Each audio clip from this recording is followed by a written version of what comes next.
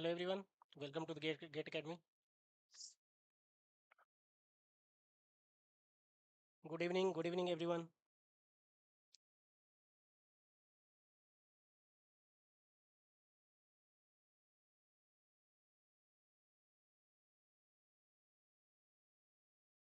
एक बार आप लोग क्लियर कर लीजिएगा कि आपको ऑडियो और वीडियो दोनों क्लियर है, फिर हम लोग स्टार्ट करेंगे.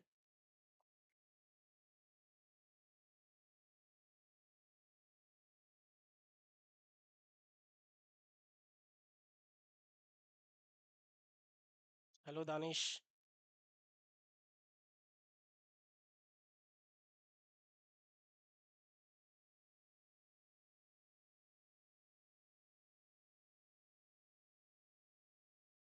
ऑडियो वीडियो एक बार क्लियर कर लीजिए आप लोग. सभी को ऑडियो वीडियो आ रहा है?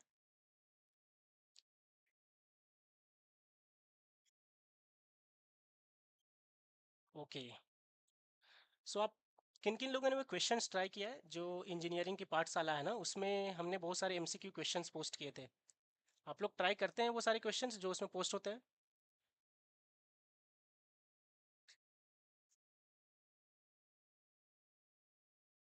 Good evening Indresh. क्या आप लोग वो क्वेश्चंस ट्राई करते हैं जो एमसीक्यू पोस्ट होते हैं? उन क्वेश्चंस को आप लोग ट्राई किया कीजिए, क्योंकि धीरे धीरे आपका बेसिक बिल्डिंग वहीं से स्टार्ट होगा. आप देखोगे कि धीरे धीरे अच्छे लेवल के क्वेश्चंस उस पर आने स्टार्ट होंगे. ठीक है, स्टार्ट करें क्लास.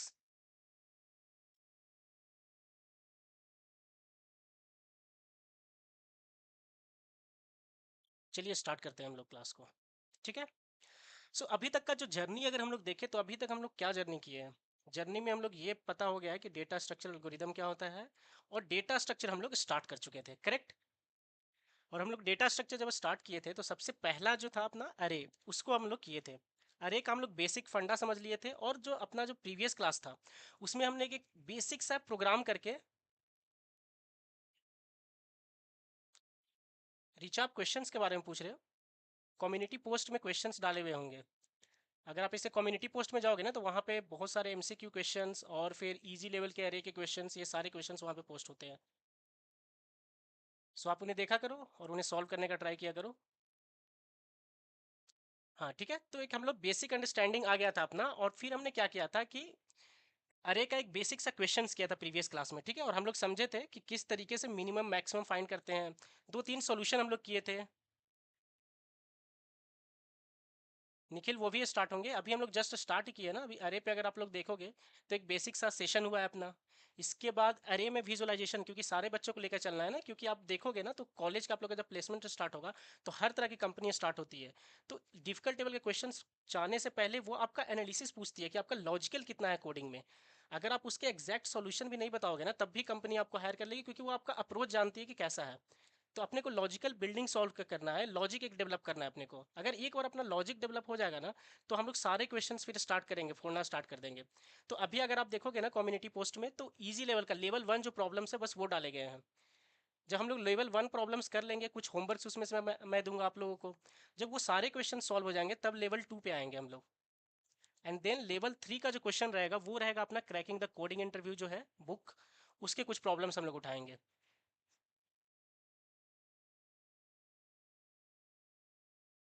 Okay okay. ठीक है. चलिए ठीक है. तो यहाँ से अब हम लोग स्टार्ट कर रहे थे. तो बेसिक सा जो क्वेश्चन था वो हमने कर लिया था, ठीक है.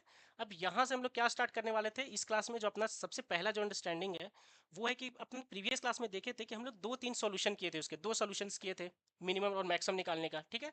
तो हम लोग कैसे पहले डेवलप करेंगे कि भाई उसमें से कौन सा सॉल्यूशन बेटर है. जब आप इंटरव्यू दोगे तो आपसे अगर इंटरव्यू में क्वेश्चंस पूछा जाएगा तो पहले तो आपसे वो पूछेंगे कि भाई कोई भी सॉल्यूशन बता दो. जो भी प्रॉब्लम जो दिया गया है, वो जो तुम्हें प्रॉब्लम स्टेटमेंट बताएंगे उसमें से आपको कोई भी सॉल्यूशन बताना होगा, ठीक है. तो उनका जो नेक्स्ट क्वेश्चन आएगा वो तुरंत आएगा कि भाई जो तुम सॉल्यूशन बताए हो उसका कम्प्लेक्सिटी क्या है, आप ये बताइए. तब आपको एक कम्प्लेक्सिटी निकालना आना चाहिए, ठीक है. तो इसका मतलब हम लोग इस लेक्चर में कॉम्प्लेक्सिटी के बारे में पढ़ेंगे. तब वो फिर आगे आपसे पूछेंगे कि आप जो ये कॉम्प्लेक्सिटी निकाले हो इसको और ऑप्टिमाइज कर सकते हो क्या. फिर वो ऑप्टिमाइजेशन वाली बातें आती है, ठीक है. तो हम लोग यहाँ पे सबसे पहले थोड़ा सा, ऐसा नहीं कि हम लोग एकदम एडवांस लेवल तक जाएंगे, स्टार्टिंग यहाँ से समझेंगे टाइम कॉम्प्लेक्सिटी और स्पेस कॉम्प्लेक्सिटी के बारे में, कुछ प्रॉब्लम से उसे निकालेंगे टाइम कॉम्प्लेक्सिटी स्पेस कॉम्प्लेक्सिटी को, और फिर आगे धीरे धीरे हम लोग जैसे जिस तरह के क्वेश्चंस आते जाएंगे उस तरह से हम लोग अपना लॉजिकल डेवलप करते जाएंगे, ठीक है। तो अभी हम लोग स्टार्ट करते हैं, ठीक है। कॉम्प्लेक्सिटी, कॉम्प्लेक्सिटी की बात करते हैं। सो ठीक है, एक हमारा प्रॉब्लम था कोई, एक हमारे पास प्रॉब्लम पी था, ठीक है। अब इस प्रॉब्लम को सॉल्व करने का जो तरीका था वो डिफरेंट डिफरेंट लोगों के पास अलग अलग सॉल्यूशंस था, ठीक है। ए बी सी नाम का तीन लोग थे, ठीक है। तीन डेवलपर्स हैं ए बी सी नेम के। ए ने क्या किया कि एक एल्गोरिदम लिखा कि भाई इस प्रॉब्लम को सॉल्व करने का मेरा एल्गोरिदम है A1, ठीक है। बी ने क्या किया, उसके लिए कुछ अलग अप्रोच बताया कि भाई सेम ही प्रॉब्लम है, और उस प्रॉब्लम का जो सॉल्यूशन दिया बी ने, उसका कोई एक अलग एल्गोरिदम A2 के नाम से दिया, ठीक है। फिर एक सी नाम का बंदा है, उसने उसी प्रॉब्लम का सॉल्यूशन A3 से दिया, ठीक है। अब जो इंटरव्यूअर है वो तीनों को ये प्रॉब्लम दिया, तीनों ने अलग अलग किया, लेकिन अपन कैसे जानेंगे कि इसमें से किसका सॉल्यूशन बेस्ट है, किसका सॉल्यूशन, अपना जो एम है कोड लिखने का वो है ऑप्टिमाइज्ड सॉल्यूशन, ऑप्टिमाइज्ड सॉल्यूशन। तो कैसे पता चलेगा कि भाई जो तीन एल्गोरिदम है, क्योंकि एक प्रॉब्लम का करने का बहुत सारे डिफरेंट डिफरेंट सॉल्यूशन है, ठीक है। तो अगर ये ऑप्टिमाइज्ड सॉल्यूशन अपने को देखना है तो इसके लिए कुछ तो पैरामीटर होना चाहिए। तो इसके लिए जो पैरामीटर बनाया गया कॉम्प्लेक्सिटी में, कि ये जो दो पैरामीटर है उससे हम लोग पता करेंगे कि भाई जो भी एल्गोरिदम है वो किस तरह से बिहेव कर रहा है, कौन सा अच्छा एल्गोरिदम है, बेस्ट एल्गोरिदम है, और कौन सा वर्स्ट वाला एल्गोरिदम है अपना, ठीक है। इस तरीके से चीजें हम लोग यहाँ पे करते हैं। तो दो कॉम्प्लेक्सिटी है, एक है time complexity, time complexity, and दूसरा क्या है, स्पेस कॉम्प्लेक्सिटी, ठीक है। ये दोनों पैरामीटर के बेसिस पे हम लोग कोई भी एल्गोरिदम को देख के बता सकते हैं कि वो एल्गोरिदम कितना टाइम ले रहा है और कितना स्पेस ले रहा है, ठीक है। तो सबसे पहले हम लोग स्टार्ट करते हैं क्या, टाइम कॉम्प्लेक्सिटी को, ओके।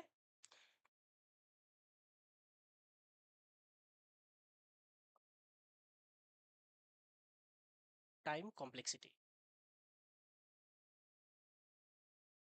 ठीक है।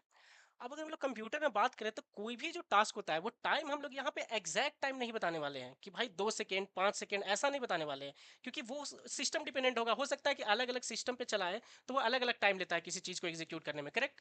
तो यहाँ पे जो टाइम कॉम्प्लेक्सिटी को पहले जो डिफाइन किया गया, बारीकी से आप इसको देखिएगा डिफिनेशन को, इससे ही आपको क्लियर हो जाएगा, ठीक है। Time taken bye algorithm to solve a particular problem on given input। ये दो चीज को आपको ध्यान से रखना होगा। एक तो अपना इंपॉर्टेंट अपने लिए क्या है, अगर डिफिनेशन को समझ जाओगे ना आप तो फिर अब निकालना अपने लिए इजी हो जाएगा। पहला तो है कि भाई टाइम टेकन बाय एल्गोरिदम, ये सिर्फ एल्गोरिदम के द्वारा टाइम टेकन है। जो भी हम लोग एल्गोरिदम लिखने वाले हैं, मतलब लॉजिक लिखने वाले हैं, इसका मतलब क्या, लॉजिक जो लिखने वाले हैं अपन, ऑन ऑन गिवन इनपुट, ये है इंपॉर्टेंट अपने लिए कि उस इनपुट को चलाने के लिए। अगर मैं कोई एक एल्गोरिदम लिखता हूँ, अगर उसमें मैं 5 इनपुट दूंगा, जैसे सॉर्ट का ही एल्गोरिदम है, बाई चांस मान लेते हैं कि हमको एक अरे को सॉर्ट करना है जिसमें मैं 5 एलिमेंट देता हूँ तुम्हें, ठीक है। फिर मैं बोलता हूँ कि भाई इसको सॉल्व करने के लिए कुछ टाइम लगता है। अगर मैं इनपुट बढ़ा देता हूँ कि भाई अब तुम सॉर्ट करो 1000 एलिमेंट को, तो टाइम का तो डिफरेंस आएगा ही, करेक्ट। जैसा मैं इनपुट दूंगा वैसा टाइम कम्प्लेक्सिटी डिपेंड करेगा कि नहीं करेगा, करेगा, ठीक है। तो वो जो एल्गोरिदम हमने लिखा है वो इनपुट पे, गिवन इनपुट जो है उस पे कैसा बिहेवियर है, कितना टाइम ले रहा है, इसी को टाइम कॉम्प्लेक्सिटी बोलते हैं, ठीक है। ठीक है, तो इसे हम लोग बोलते हैं टाइम कॉम्प्लेक्सिटी। तो टाइम हम लोग अभी बोले कि एग्जैक्ट टाइम हम लोग नहीं बताने वाले हैं। हम लोग का टाइम का मतलब हुआ कि यहाँ पे कि ऑपरेशंस, मतलब जो हम लोग एल्गोरिदम लिखे हैं उसमें कितने ऑपरेशन हो रहे हैं। यहाँ पे अगर हम लिख सकते हैं कि कितने ऑपरेशन हो सकता है, ये अपना इजी के लिए कि अपने माइंड में इसको फीड कर लेना है। अगर ये माइंड में फीडेड रहेगा तो निकालते समय अपने माइंड में बस ये रहना चाहिए कि अपने को करना है कि कितने ऑपरेशन हो रहे हैं, ठीक है, बस ये तो डिफिनेशन वाइज हो गया टाइम कॉम्प्लेक्सिटी कि भाई time taken by algorithm to solve a particular problem on given input, ये तो डिफिनेशन हो गया एक अपना। ठीक है कि सर अगर लिखने के लिए आएगा डिफिनेशन तो मैं ये लिख दूंगा, ठीक है। लेकिन एग्जैक्टली जो मेरे माइंड में रहना चाहिए एक बुलेट पॉइंट में अगर स्टार मार्क करके जो मेरे माइंड में चलना चाहिए बैक ऑफ द माइंड, कि टाइम कॉम्प्लेक्सिटी का मतलब होता है कि भाई कितने ऑपरेशन है बस उनको काउंट करना। अगर हम नंबर ऑफ ऑपरेशंस को काउंट कर लिए कि भाई जो हम एल्गोरिदम लिखे हैं, क्योंकि एल्गोरिदम मतलब हुआ क्या, लॉजिक हुआ। तो मेन के अंदर जो भी हम लोग इंस्ट्रक्शन लिखते हैं, ये सारे जो हम लोग इंस्ट्रक्शंस लिखते हैं ये सारे क्या है एक तरीके से, ये सारे इंस्ट्रक्शन में कुछ ना कुछ हम लोग ऑपरेशन कर रहे हैं। करेक्ट, तो उन ऑपरेशंस को अपने को काउंट करना है, ठीक है। ये अपना सिंपल सा एक फंडा रहा, ठीक है। कैसे काउंट करेंगे हम लोग आगे देखते हैं, लेकिन अभी अपने माइंड में क्लियर हो जाना चाहिए कि भाई अगर कोई बोल रहा है टाइम कॉम्प्लेक्सिटी, तो इसका मतलब हमको बस नंबर ऑफ ऑपरेशंस निकाल लेना है कि कितने नंबर ऑफ ऑपरेशंस उसमें हो रहे हैं। वो अगर काउंट कर लिए हम लोग तो हम लोग टाइम कॉम्प्लेक्सिटी निकाल लेंगे इजीली, ठीक है। अब है कि भाई नंबर ऑफ ऑपरेशंस आप बोल रहे हो, तो ऑपरेशन एग्जैक्टली क्या है अब, ऑपरेशन एग्जैक्टली क्या है। ऑपरेशन अपना कुछ भी हो सकता है।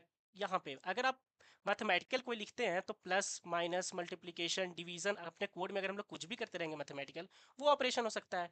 दूसरा क्या हो सकता है, अगर आप इफ चेक कर रहे हो, मतलब कुछ भी यूनिट टाइम का कुछ भी आप काम कर रहे हो ना, वो सब एक ऑपरेशन है।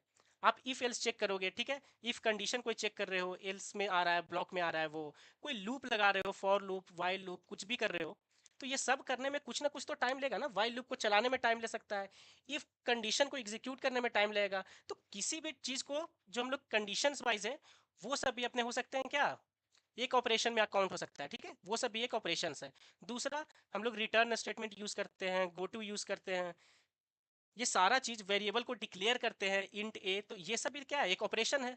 कि भाई वेरिएबल को डिक्लेयर करना क्या है, ये एक ऑपरेशन है। इसका मतलब जो भी हम लोग टास्क करते हैं कोडिंग करते समय, वो सारा क्या है अपने लिए एक ऑपरेशन है, ठीक है। ये सारे अपने लिए क्या है, एक ऑपरेशन है। तो एक तरह से डिफाइन करते हैं कि भाई कोई एक ऑपरेशन अगर होगा ना, कोई एक सिर्फ ऐड अगर कर रहे हैं एक लाइन में, तो उसको बोलेंगे कि भाई वो यूनिट ऑपरेशन है, वो यूनिट टाइम ले रहा है, यूनिट टाइम ले रहा है, कुछ यूनिट ऑफ टाइम ले रहा है, 2 सेकेंड 5 सेकेंड कुछ भी हो सकता है, एग्जैक्टली नहीं पता, लेकिन कुछ यूनिट ऑफ टाइम ले रहा है, ठीक है। तो वो कांस्टेंट टाइम है, 1 सेकेंड क्या है कांस्टेंट है, 2 सेकेंड क्या है कांस्टेंट टाइम है, ठीक है। तो अब तो ये अपने को ऑपरेशन समझ में आ गया है, ठीक है। अब अपन क्या करते हैं कि एक क्वेश्चन लेते हैं सिंपल सा, और उसमें अपना फाइंड आउट करने का ट्राई करते हैं कि भाई कैसे हम लोग टाइम कॉम्प्लेक्सिटी निकालते हैं, ठीक है। तो इसका मतलब अगर हम बोल सकते हैं टी से, अगर हम बताएं कि टी से और एन क्या है, ये ए है एल्गोरिदम और एन है उसका इनपुट, ठीक है। कि हमको बताओ इसको पढ़ेंगे कैसे हम लोग, इसका लिखने का मतलब क्या हुआ, कि एग्जैक्टली हम लोग क्या बोलना चाह रहे हैं। इसका मतलब हम लोग बोलना चाहते हैं कि भाई टाइम बताओ, टाइम कॉम्प्लेक्सिटी बताओ। एल्गोरिदम एक है, एल्गोरिदम का नाम कुछ भी हो सकता है, सम प्लस माइनस मल्टीप्लिकेशन डिवीजन कुछ भी। हम बोल सकते हैं कि भाई स्वैप करो नंबर का, तो स्वैप नाम का जो तुम फंक्शन बनाए हो वो क्या है, तुम्हारा एल्गोरिदम है। तुम उसके लिए एक एल्गोरिदम बनाओगे। फिर मैं बोलूंगा कि भाई रिवर्स करो, लिंक लिस्ट को रिवर्स करो, अरे को रिवर्स करो। जैसे कि हम लोग इसके बाद कॉम्प्लेक्सिटी के बाद हम लोग क्वेश्चंस भी करने वाले हैं। लेवल 1 का क्वेश्चन हम लोग क्या करेंगे यहाँ पे सॉल्व करेंगे, ठीक है।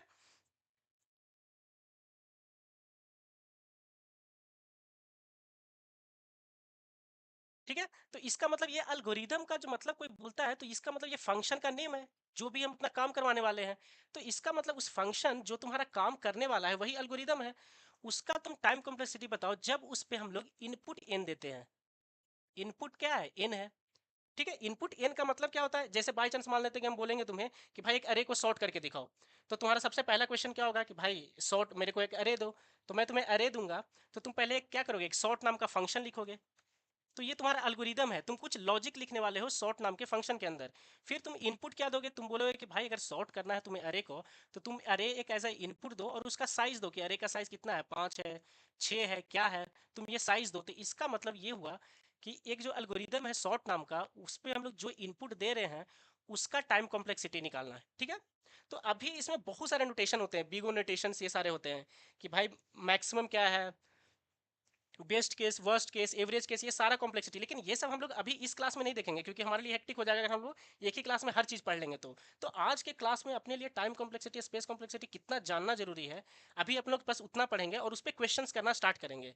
तब जब हम लोग क्वेश्चंस करेंगे तो आपको एक आइडिया आ जाएगा, तब हम लोग हायर लेवल का फिर पहुंचेंगे, जब मैं आपको बताऊंगा कि भाई वर्स्ट केस, बेस्ट केस, तब ये सारी चीज़ें आपको अच्छे तरीके से और क्लियर होंगी, ठीक है। तो इसका मतलब आप बोलोगे कि अभी हम लोग वो दे देंगे, ऑर्डर ऑफ बोलते हैं इसको, ठीक है, ऑर्डर ऑफ। फिर हम लोग बताएंगे कि भाई इस तरह का सिंबल क्या होता है, थीटा क्या होता है, बिगो क्या होता है, ये सारी चीजें अपन कब पढ़ने वाले हैं, आगे पढ़ने वाले हैं,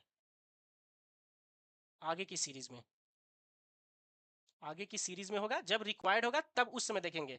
हम लोग कॉन्सेप्ट को बिल्कुल बारीकी से वैसा चलते जाएंगे जितना अपने लिए रिक्वायर्ड है, ठीक है। इसका मतलब बिगो लिखेंगे, मतलब बिग ओ का मतलब होगा कि ऑर्डर ऑफ अभी के लिए पढ़ेंगे, और यहाँ पे उसका कम्प्लेक्सिटी लिखाएगा कि किस ऑर्डर में वो होगा, ठीक है, इनपुट के बेसिस पे, यहाँ पे उस ब्रैकेट में आएगा, ठीक है। इस ब्रैकेट में अपना एन भी आ सकता है, ठीक है। इस ब्रैकेट में क्या क्या लिख सकते हैं हम लोग, n, n square, n cube, ये सारा चीज कैसे लिखा रहा है ये अपन देखेंगे आगे, लेकिन इस तरीके से कहीं दिखेगा, बस मैं आपको ये बताना चाहता हूँ, ठीक है। क्या इतना बात सबको क्लियर है क्या, इतना फंडा सबको क्लियर हुआ। टाइम कॉम्प्लेक्सिटी का एग्जैक्टली मतलब नंबर ऑफ ऑपरेशंस निकालना। ऑपरेशन क्या होता है भैया, ऑपरेशन होता है कि प्लस माइनस मल्टीप्लिकेशन डिवीजन कुछ भी करो, इफ एल्स चेक करो, वो भी एक ऑपरेशन है, क्योंकि सबको करने में टाइम तो लेगा ना, सबको एग्जीक्यूट करेगा कंपाइलर, क्या करेगा, line by line, line by line सबको एग्जीक्यूट करेगा। अगर सबको एग्जीक्यूट करेगा तो उसको एग्जीक्यूट करने में कुछ तो टाइम चाहिए, करेक्ट। तो जितने भी स्टेटमेंट्स हैं अपन जो छोटे छोटे लिखेंगे वो सब एक ऑपरेशंस है, तो हम लोग को बस नंबर ऑफ ऑपरेशंस निकालना है। इतना फंडा सबको क्लियर है, इतना फंडा सबको क्लियर है।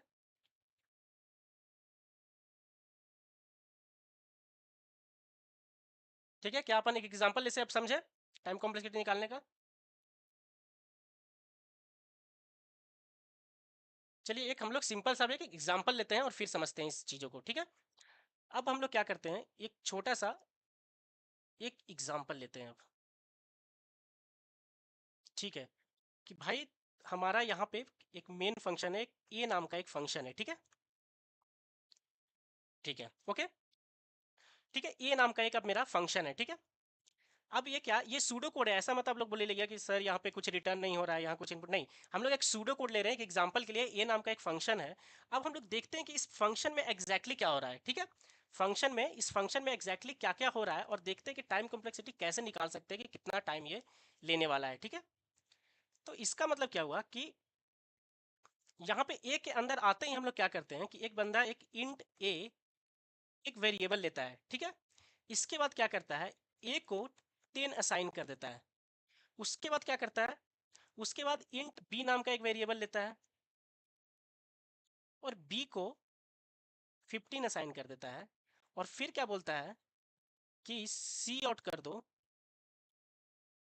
ए प्लस बी। कोई बता सकता है इसका टाइम कॉम्प्लेक्सिटी, किसी को कुछ आइडिया टाइम कॉम्प्लेक्सिटी के बारे में अगर हो तो कोई बता सकता है। इसका हम लोग एग्जैक्टली टाइम कॉम्प्लेक्सिटी निकालने वाले हैं, ठीक है। ये एकदम बिल्कुल सा बेसिक है, यहाँ से हम लोग सारी चीज़ों को समझते हुए बारीकी से जाएंगे, ठीक है। ध्यान से समझिएगा इस चीज़ों को, ठीक है। इसका मतलब क्या है, तुम बोले कि भाई ठीक है, ये नाम का एक फंक्शन है, तो इसका मतलब ये तो मेरा एल्गोरिदम हो गया सर, ये मेरा क्या हो गया, एल्गोरिदम हो गया, ठीक है। अब ये उसके अंदर सारे इंस्ट्रक्शंस हैं, वन बाय वन जो कंपाइलर एग्जीक्यूट करेगा, और सबको एग्जीक्यूट करने में क्या लेगा, टाइम लेगा, करेक्ट, करेक्ट। ये इतना इतना बात तो अपने को क्लियर है कि वन बाय वन सबके पास जाएगा, कुछ ना कुछ टाइम लेने वाला है। तो अब समझते हैं क्या क्या टाइम लेने वाला है, ठीक है। तो इसका मतलब हम लोग मान लेते हैं कि वन ऑपरेशन के लिए 1 यूनिट टाइम लगता है, 1 यूनिट का टाइम लगता है। कुछ तो टाइम है, 1 यूनिट कुछ भी हो सकता है, 1 सेकेंड, 2 सेकेंड, 5 सेकेंड, कुछ भी हो सकता है, ठीक है। वो बेस्ड करता है कि भाई आप कौन सा सिस्टम यूज कर रहे हो, कितना सारा प्रोसेस चल रहा है, तो ये सब सारी चीज़ों पे अपन डिपेंडेंट है क्या, कितना प्रोसेस चल रहा है। मेरे को तो बस जो मैं कोड लिख रहा हूँ, एल्गोरिदम लिख रहा हूँ, मेरे को बस उससे मतलब है। तो इसीलिए मैं एज्यूम कर लेता हूँ कि 1 यूनिट टाइम लेता है एक ऑपरेशन के लिए, ठीक है। अब यहाँ पे आते हैं तो ये बोलोगे तुम कि सर यहाँ पे तो बस एक इंटीजर को हम लोग डिक्लेयर कर रहे हैं, तो इसका मतलब ये क्या है, डिक्लेरेशन है। तो डिक्लेरेशन क्या होगा भाई, एक छोटा सा एक घर ऑक्युपाई कर देना, मतलब एक स्पेस दे देना। तो इसके लिए क्या करेगा, ये सारी चीज़ों के लिए क्या ये इनपुट पे डिपेंडेंट है, तुम कितना इनपुट दे रहे हो इस पे ये डिपेंडेंट है, नहीं है। तो इसका मतलब ये लेगा constant time, constant 1 unit, 1 unit एक ऑपरेशन है तो ये 1 यूनिट टाइम लिया, करेक्ट। एक ही ऑपरेशन है ना कि भाई एक असाइन करना है, एक को एक घर एलोकेट करना है, एक मेमोरी एलोकेट करना है, ठीक है। इसके बाद तुम क्या बोले कि सर ये तो असाइनमेंट है। असाइनमेंट क्या हुआ भाई, एक ऑपरेशन हुआ, वन ऑपरेशन, सिंगल ऑपरेशन है कि असाइन कर दो वैल्यू को, ठीक है। ये ए नाम का वेरिएबल पहले क्रिएट किए पहले वाले में, दूसरे वाले में इसमें 10 रख दिए, तो ये भी एक ऑपरेशन हुआ। एक ऑपरेशन हुआ मतलब 1 यूनिट ऑफ टाइम लिया ये। फिर आप बोलोगे कि भाई बी असाइन किए हम लोग, फिर ये बी का डिक्लेरेशन हुआ, तो ये कितना लेगा, वन ऑपरेशन है, इसका मतलब 1 यूनिट ऑफ टाइम लेगा।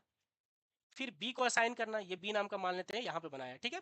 अब बी के अंदर क्या आ गया, 15 आ गया, तो ये कितना लेगा, वन ऑपरेशन और ये भी कितना टाइम लिया, 1 यूनिट ऑफ टाइम लिया। अब तुम क्या किए, प्रिंट किए, ठीक है, ए को उठाए, तो ए की जगह पे क्या था 10, फिर प्लस किए, ए को पिक करना, एक ऑपरेशन, प्लस करना 1 ऑपरेशन, ये एक ऑपरेशन हुआ, बी को लिए ये 1 ऑपरेशन हुआ, ठीक है। इसका मतलब ऐड करके जो दोनों का वैल्यू आएगा क्या 25, ये तुम्हें प्रिंट करना। तो ये एक सिंगल सिंगल कांस्टेंट ऑपरेशन है कि नहीं है सारा, ये सारा एक एक कांस्टेंट ऑपरेशन है। ए को पिक करेगा वो, ए के पास जाएगा, बोलेगा 10 है, तो यहाँ पे 10, यहाँ पे रखेगा, रिप्लेस करेगा, तो इसका मतलब 1 यूनिट टाइम लेगा इसमें, यहाँ पे रखने में।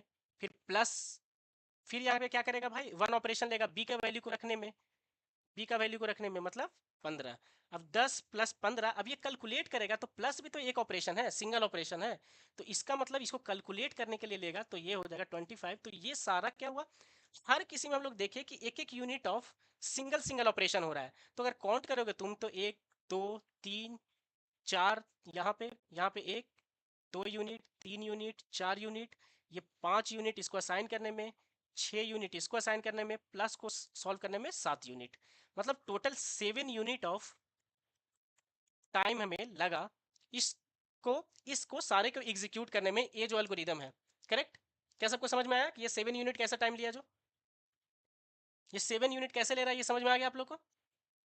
ठीक है, इसका मतलब ये 7 यूनिट ऑफ टाइम लिया, तो इसका मतलब ये क्या होता है कि इसका मतलब ये एन पे, इनपुट पे डिपेंडेंट है क्या, नहीं है। तो अगर कांस्टेंट आया कि 7 यूनिट, 15 यूनिट, 20 यूनिट, 50 यूनिट, तुम लिख पा रहे हो कांस्टेंट, अगर वैल्यू लिख पा रहे हो, तो इस तरह की टाइम कॉम्प्लेक्सिटी को हम लोग बोलते हैं constant time complexity, constant time.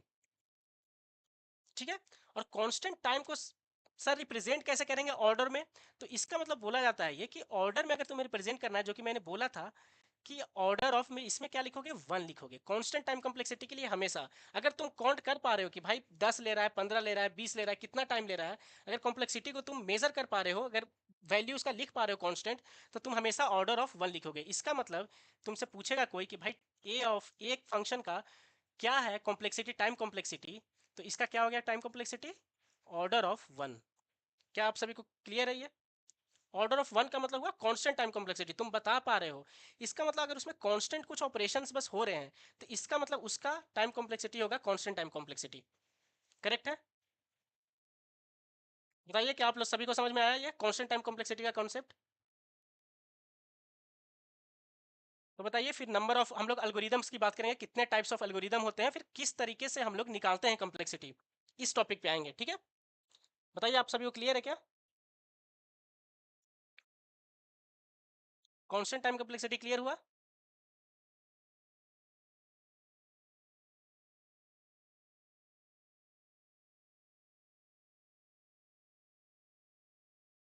ठीक है, सो अब हम लोग बात करते हैं एल्गोरिदम की, कि भाई ये जो मेरा एल्गोरिदम है, मतलब किसी प्रॉब्लम को जो हम सॉल्व करने वाले हैं, वो सर कितने तरीके से सॉल्व होगा। जो भी हम प्रॉब्लम सॉल्व करेंगे, हम तो ये बता दिए कि भाई, अभी आप बताएं कि अगर हम नंबर ऑफ ऑपरेशंस को काउंट कर पा रहे हैं कि भाई 20 ऑपरेशन हो रहे हैं, 50 ऑपरेशन हो रहे हैं, 1000 ऑपरेशन हो रहे हैं, तब भी उसको हम लोग क्या बोलने वाले हैं, कांस्टेंट टाइम कॉम्प्लेक्सिटी और ऑर्डर ऑफ 1 लिखने वाले हैं। इतना फंडा तो मेरा क्लियर हो गया है। ठीक है, अब दूसरा फंडा क्या है, दूसरा फंडा अपन क्या डिस्कस करने वाले हैं इसी कहानी में, इस स्टोरी में।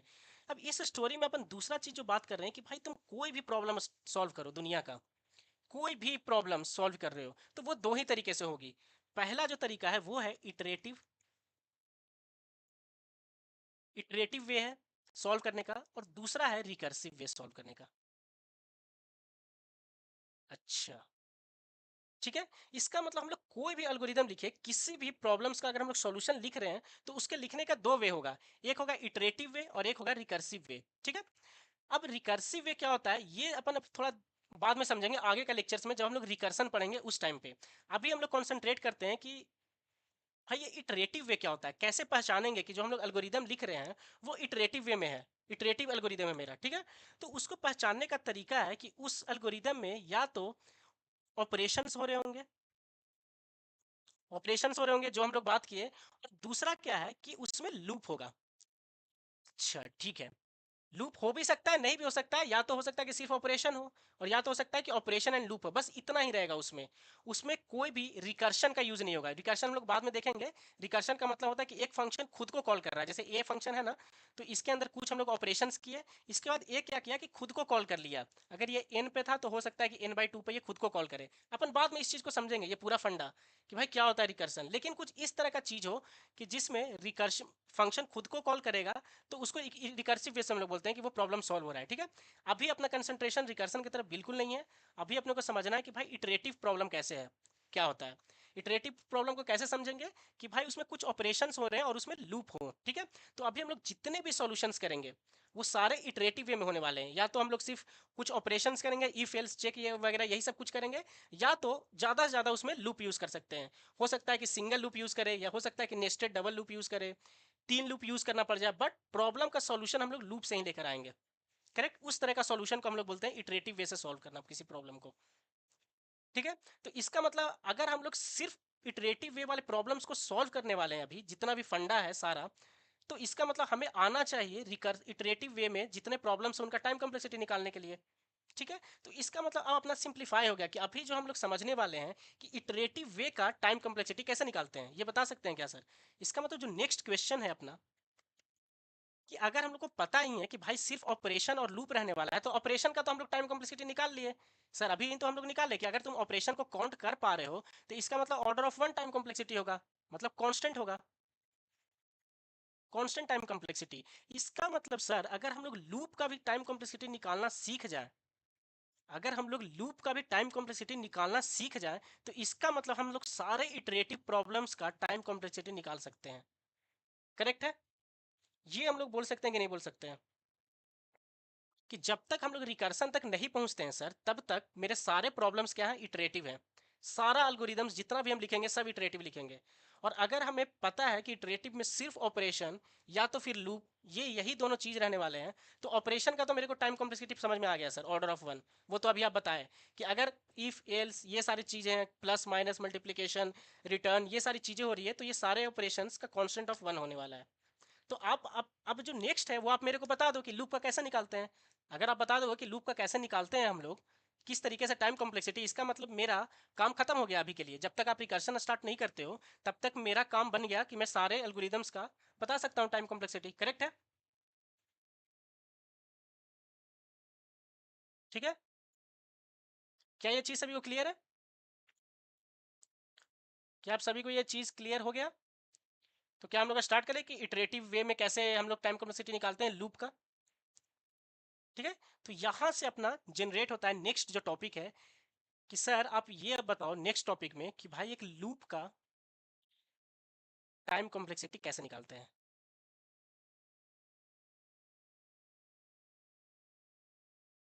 एक लूप का टाइम कॉम्प्लेक्सिटी कैसे निकालते हैं, आप बस ये बता दो। करेक्ट, ठीक है। तो अब हम लोग करने वाले हैं कि भाई लूप का टाइम कॉम्प्लेक्सिटी हम लोग किस तरीके से निकालने वाले हैं। ओके,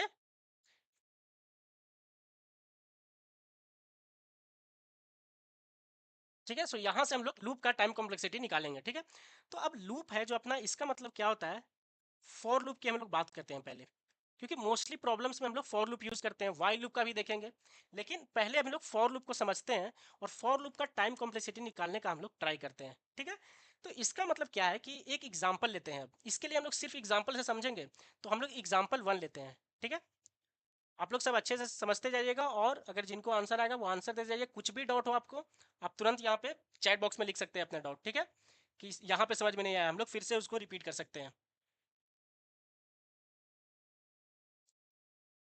कॉम्प्लेक्सिटी हमने बात किया ना, वीके सॉफ्ट।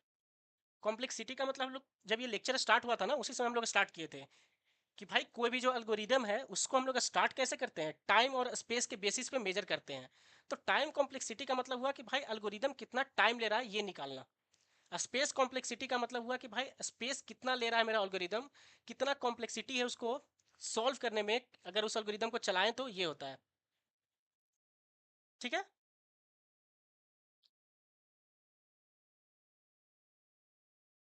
ओके, ठीक है। तो इसका मतलब हम लोग अब एग्जाम्पल वन लेते हैं। एग्जाम्पल वन, एग्जाम्पल से समझते चलिएगा कि किस तरीके से हम लोग निकालते हैं, ठीक है।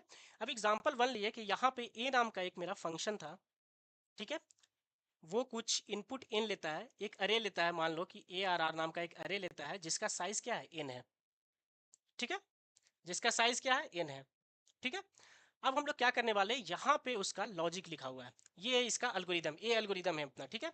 ए नाम का एक अल्गोरिदम है। अब इसका अपने को निकालना है, तो हम लोग यहाँ पे क्या करते हैं कि इंट ए नाम का एक वेरिएबल लेते हैं, या फिर, ठीक है। अब फॉर लूप एक हम लोग यहाँ पे लगाते हैं, ठीक है। For a is equal to 0, a less than 5, a plus plus, ठीक है। यहाँ पे फॉर लूप लगाएं और यहाँ पे कुछ काम करते हैं, जैसे मान लेते हैं कि यहाँ पे सी आउट ही करते हैं, हेलो वर्ल्ड, हेलो वर्ल्ड। अब बताइए इसका टाइम कॉम्प्लेक्सिटी क्या होने वाला है।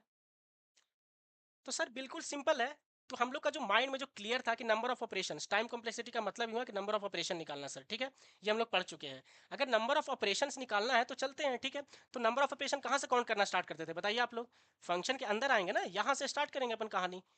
कहानी कहाँ से स्टार्ट होगा, इस ब्रैकेट के बाद, मतलब यहाँ से लेकर यहाँ तक हमको देखना है। बाई चांस मान लेते हैं थोड़ी देर के लिए कि ये इंट रिटर्न भी करता है, ये यहाँ पे इंट मान लेते हैं कि यहाँ पे इंट भी है, और यहाँ पे हम लोग फिर यहाँ पे लिखते हैं रिटर्न 0, ठीक है। अब इसका टाइम कॉम्प्लेक्सिटी निकालना है। अब देखते हैं कि यहाँ से लेकर यहाँ तक का जो जर्नी है वो किस तरीके से सारा एग्जीक्यूट होने वाला है। अगर हम लोग को ये समझ में आ गया तो लूप का भी अपना पूरा फंडा क्लियर हो जाएगा, ठीक है। अब हम लोग यहाँ पे आए तो बोलोगे तुम कि सर पहले तो आप ये ए नाम का एक डिक्लेयर किए हो, तो ये तो एक ऑपरेशन हुआ, सिंगल ऑपरेशन हुआ, ये तो हम लोग पढ़ चुके हैं ऑपरेशन है, तो इसका मतलब 1 यूनिट लेने वाला है टाइम, 1 यूनिट लेने वाला है, कांस्टेंट टाइम लेने वाला है ये। हम लोग बोले ठीक है, ये तो पता है अपने को। अब तुम बोले कि फॉर लूप, फॉर लूप तो एक ऑपरेशन लेगा ही, लेकिन अब फॉर लूप अब कितनी बार ये जो हेलो वर्ल्ड है, हेलो वर्ल्ड प्रिंट करना है, ये एक है अपना एक ऑपरेशन है। हेलो वर्ल्ड प्रिंट करना क्या है, एक ऑपरेशन है, तो इसका मतलब हेलो वर्ल्ड एक बार अगर प्रिंट होगा तो 1 यूनिट लेगा। लेकिन अगर हम लोग पता कर ले कि हेलो वर्ल्ड कितनी बार चलने वाला है तो उतना यूनिट लेगा, करेक्ट। तो अभी आप बताइए कि ये हेलो वर्ल्ड कितनी बार प्रिंट होगा, कोई बता सकता है क्या। हेलो वर्ल्ड कितनी बार प्रिंट होने वाला है।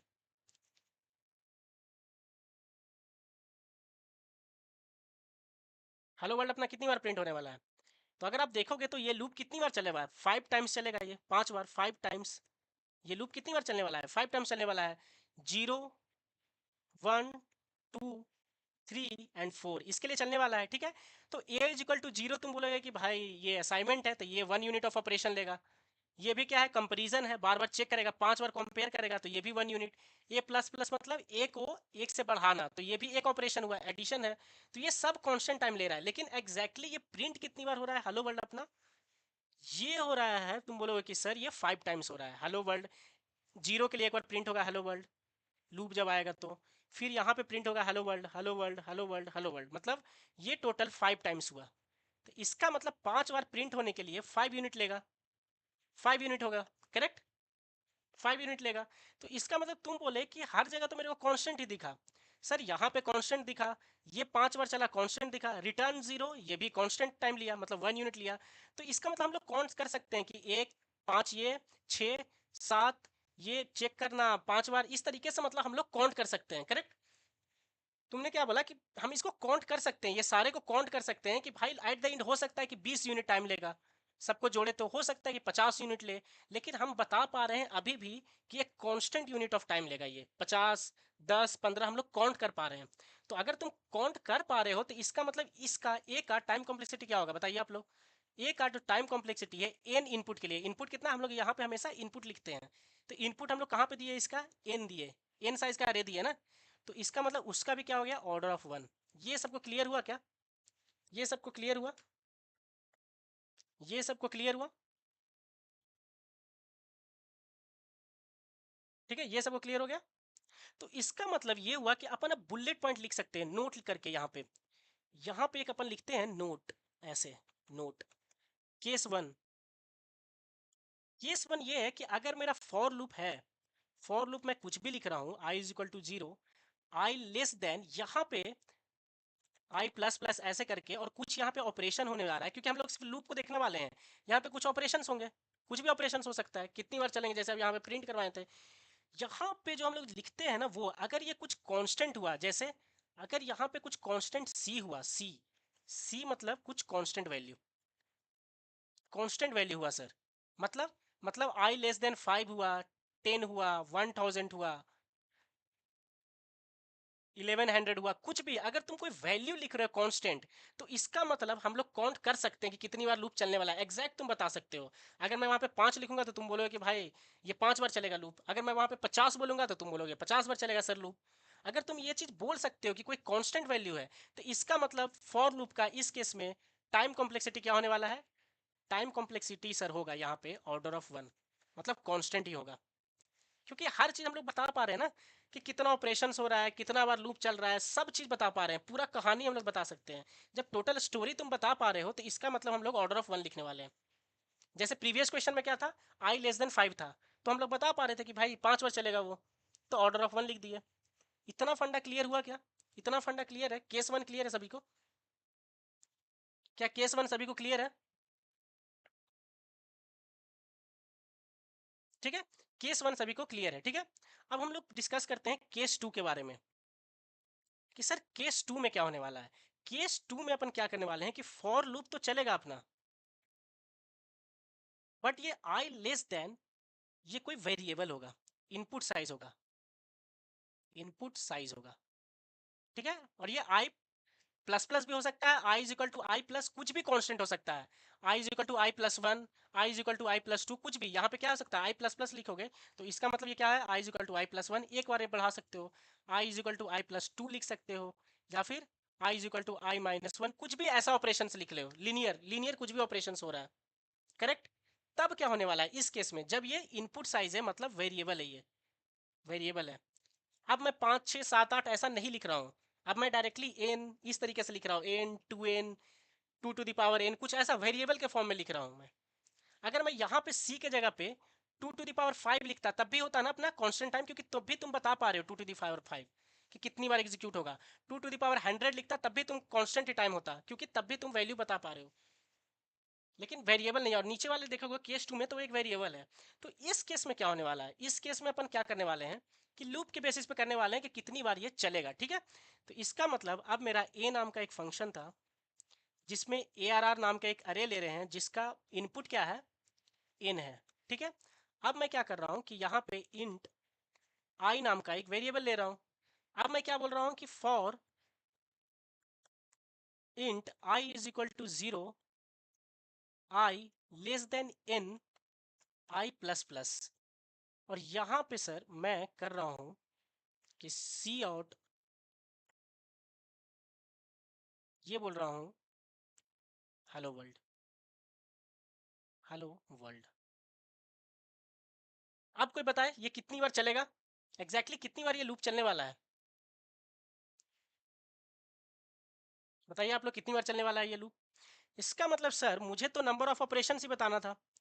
अगर मुझे नंबर ऑफ ऑपरेशंस ही बताना है इसका मतलब कहानी यहाँ से लेकर यहाँ तक का बताना है मुझे, यहाँ तक का कहानी बताना है मेरे को, स्टोरी बताना है, ठीक है। तो देखते हैं, ये तो सर पता है मेरे को 1 यूनिट ऑफ लेगा, 1 यूनिट लेगा, क्योंकि कॉन्स्टेंट ऑपरेशन है ये भी 1 यूनिट लेगा। तो जो 1 यूनिट ले रहा है ना, उसको हम लोग इग्नोर ही कर रहे हैं, क्योंकि वो पता है वो कांस्टेंट है, ठीक है। अब ये कितनी बार चलने वाला है, ये आई प्लस प्लस 1 यूनिट लेने वाला है हर बार, जितनी बार लूप चलेगा हर बार हम लोग चेक करेंगे। तो अब ये हेलो वर्ल्ड चलेगा कितनी बार, इस पे डिपेंड करेगा। ये तो मेरे को पता है कि टाइम कॉम्प्लेक्सिटी अगर हम लोग इस एन का निकालेंगे ऊपर वाले का, तो कुछ तो सर आने वाला है कि भाई 50 ऑपरेशंस, ये 50 यूनिट या कुछ भी, तो मान लेते हैं कि 50 यूनिट ऑफ ऑपरेशन आया, तो इसको तो सर मैं रिप्लेस कर दूंगा ऑर्डर ऑफ 1 से, करेक्ट, ऑर्डर ऑफ 1 से। लेकिन प्लस में और क्या आने वाला है, और है ये लूप कितने बार चलेगा, हेलो वर्ल्ड कितनी बार प्रिंट होगा।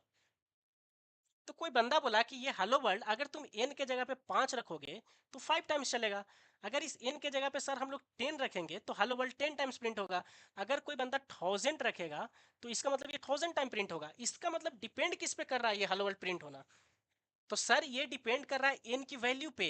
एन क्या है, इनपुट साइज, मतलब इस अरे का साइज है, इस अरे का साइज है, इसका मतलब इनपुट साइज है, ये इनपुट का साइज है, इनपुट का है क्या है, यहाँ पे एक अरे है, एक अरे दिए हो, उस इनपुट का साइज है मतलब उसका लेंथ है, तो इसका मतलब तुम अरे का लेंथ अगर 100 देते हो तो हेलो वर्ल्ड 100 बार प्रिंट होगा। अगर तुम इसका अरे का लेंथ 1000 देते हो तो 1000 बार प्रिंट होगा। इसका मतलब डिपेंडेंट ऑन एन। इसका मतलब हेलो वर्ल्ड यहाँ पे हम लोग लिख सकते हैं स्टार मार्क में, क्या लिख सकते हैं भाई स्टार मार्क में, कि हेलो वर्ल्ड प्रिंटिंग कितना बार होगा, जो हेलो वर्ल्ड का ये कितना नंबर ऑफ टाइम्स प्रिंट होगा, ये डिपेंड कर रहा है सर, डिपेंड कर रहा है, किस पे डिपेंड कर रहा है बताइए? ये डिपेंड कर रहा है इनपुट साइज पे, इनपुट साइज पे। आप लोग एक नोट्स भी बनाता चलिएगा इन सारी चीज़ों का, और जो मैं लिखता हूँ ना जिस हिसाब से, उसी हिसाब से लिखते भी चलिएगा, ताकि जब आप रिवीजन करोगे तो आपके माइंड में क्लियर पिक्चर हो हर चीज़ों का। ठीक है, ठीक है, कि सर ये डिपेंड कर रहा है अपना इनपुट के साइज पे, करेक्ट। इसका मतलब इनपुट के साइज पे ये डिपेंड कर रहा है, तो इसका मतलब ये हुआ कि सर ये तो मेरे को पता है कि कुछ कांस्टेंट आने वाले हैं, ये सारे ऑपरेशंस कांस्टेंट हैं, तो ये अगर 5, तो ये प्लस में क्या होने वाला है कि थोड़ी देर के लिए ये सारा ऑपरेशंस काउंट कर लेते हैं सिर्फ हेलो वर्ल्ड को छोड़कर।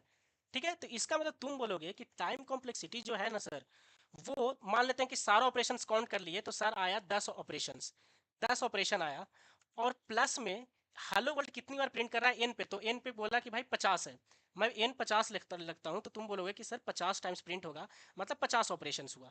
इसका मतलब ये जो डिपेंडेंट है, ये मेरा डिपेंडेंट है कांस्टेंट प्लस वेरिएबल से, ये डिपेंड कर रहा है अब कितना बार मेरा एन का वैल्यू है उस पे। इसका मतलब ये हो गया कि ये जो 10 ऑपरेशन जो कांस्टेंट है सर, उसका तो मैं सीधा सीधी लिख देता हूँ क्या, कि ऑर्डर ऑफ 1 होने वाला है, सीधा सीधे लिख दूंगा जितना नंबर ऑफ ऑपरेशंस था, कि किसको छोड़कर, हेलो वर्ल्ड को बस छोड़कर, ये कितना बार प्रिंट होगा।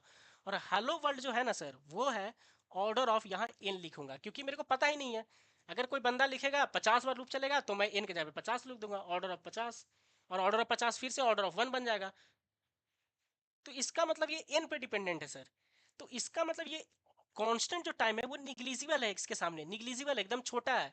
कांस्टेंट टाइम को हम लोग हमेशा, अगर कुछ भी वेरिएबल आ जाए तो कांस्टेंट टाइम को हम लोग हमेशा निग्लेक्ट कर देते हैं, इंटरव्यू में ये नहीं बताते हैं। फाइनल जो अपने को बताना रहता है वो वेरिएबल के टर्म में बताना रहता है, इनपुट साइज के टर्म में बताना रहता है। तो इसका मतलब फाइनली जो तुम बोलोगे कि सर जो इसका जो टाइम कॉम्प्लेक्सिटी है वो सिर्फ ऑर्डर ऑफ एन है, वो अंडरस्टूड है कि ऑर्डर ऑफ एन के साथ साथ प्लस में कुछ कांस्टेंट होगा, ऑर्डर ऑफ 1, 50 ऑपरेशन, 100 ऑपरेशन, लेकिन तुम उसको काउंट कर पा रहे हो। जिसको काउंट कर पा रहे हैं उससे हमको को मतलब ही नहीं है, उससे हमको मतलब ही नहीं है।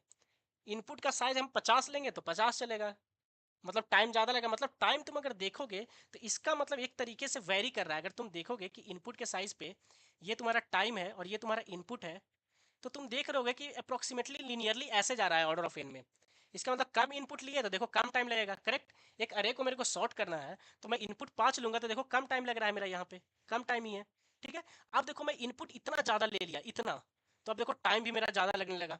इसका मतलब जैसे जैसे टाइम बढ़ रहा है वैसे वैसे कॉम्प्लेक्सिटी भी बढ़ रहा है। इसका मतलब जो वेरी करता है वो मेरे लिए इंपॉर्टेंट है, इंटरव्यूअर के लिए वो इंपॉर्टेंट है। जो इनपुट का साइज है ना उस पर बताओ टाइम कॉम्प्लेक्सिटी, उसको इससे मतलब रहता है। तो इसका मतलब सर मेरे को फंडा क्लियर हो गया है, ठीक है, कि दो तरह है, इटरेटिव है, इटरेटिव में सर पहचानेंगे कि नंबर ऑफ ऑपरेशंस कितने हैं और लूप कितना है।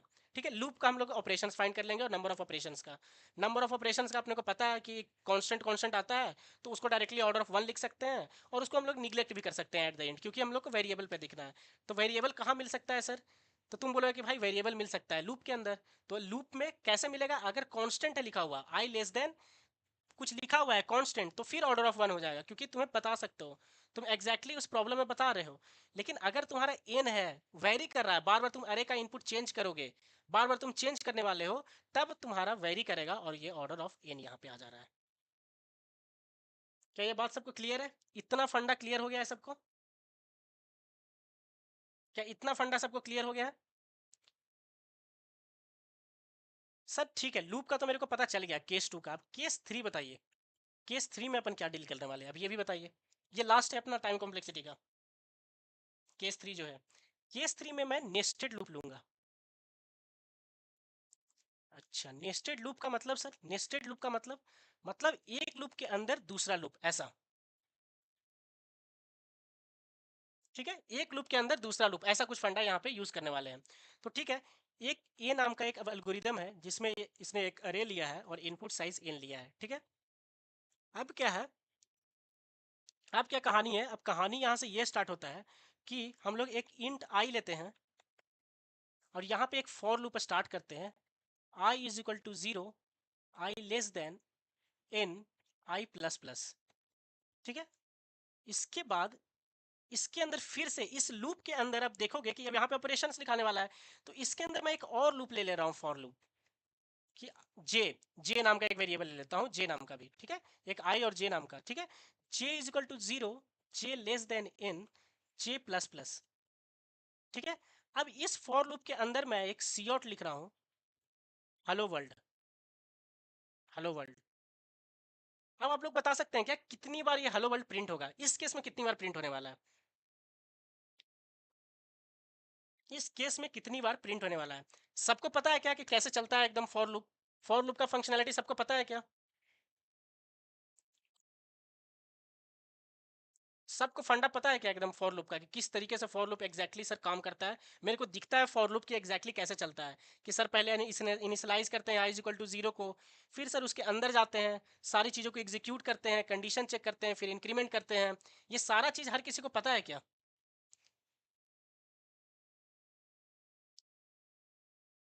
नहीं रिचा, n+1 इसका नहीं होगा।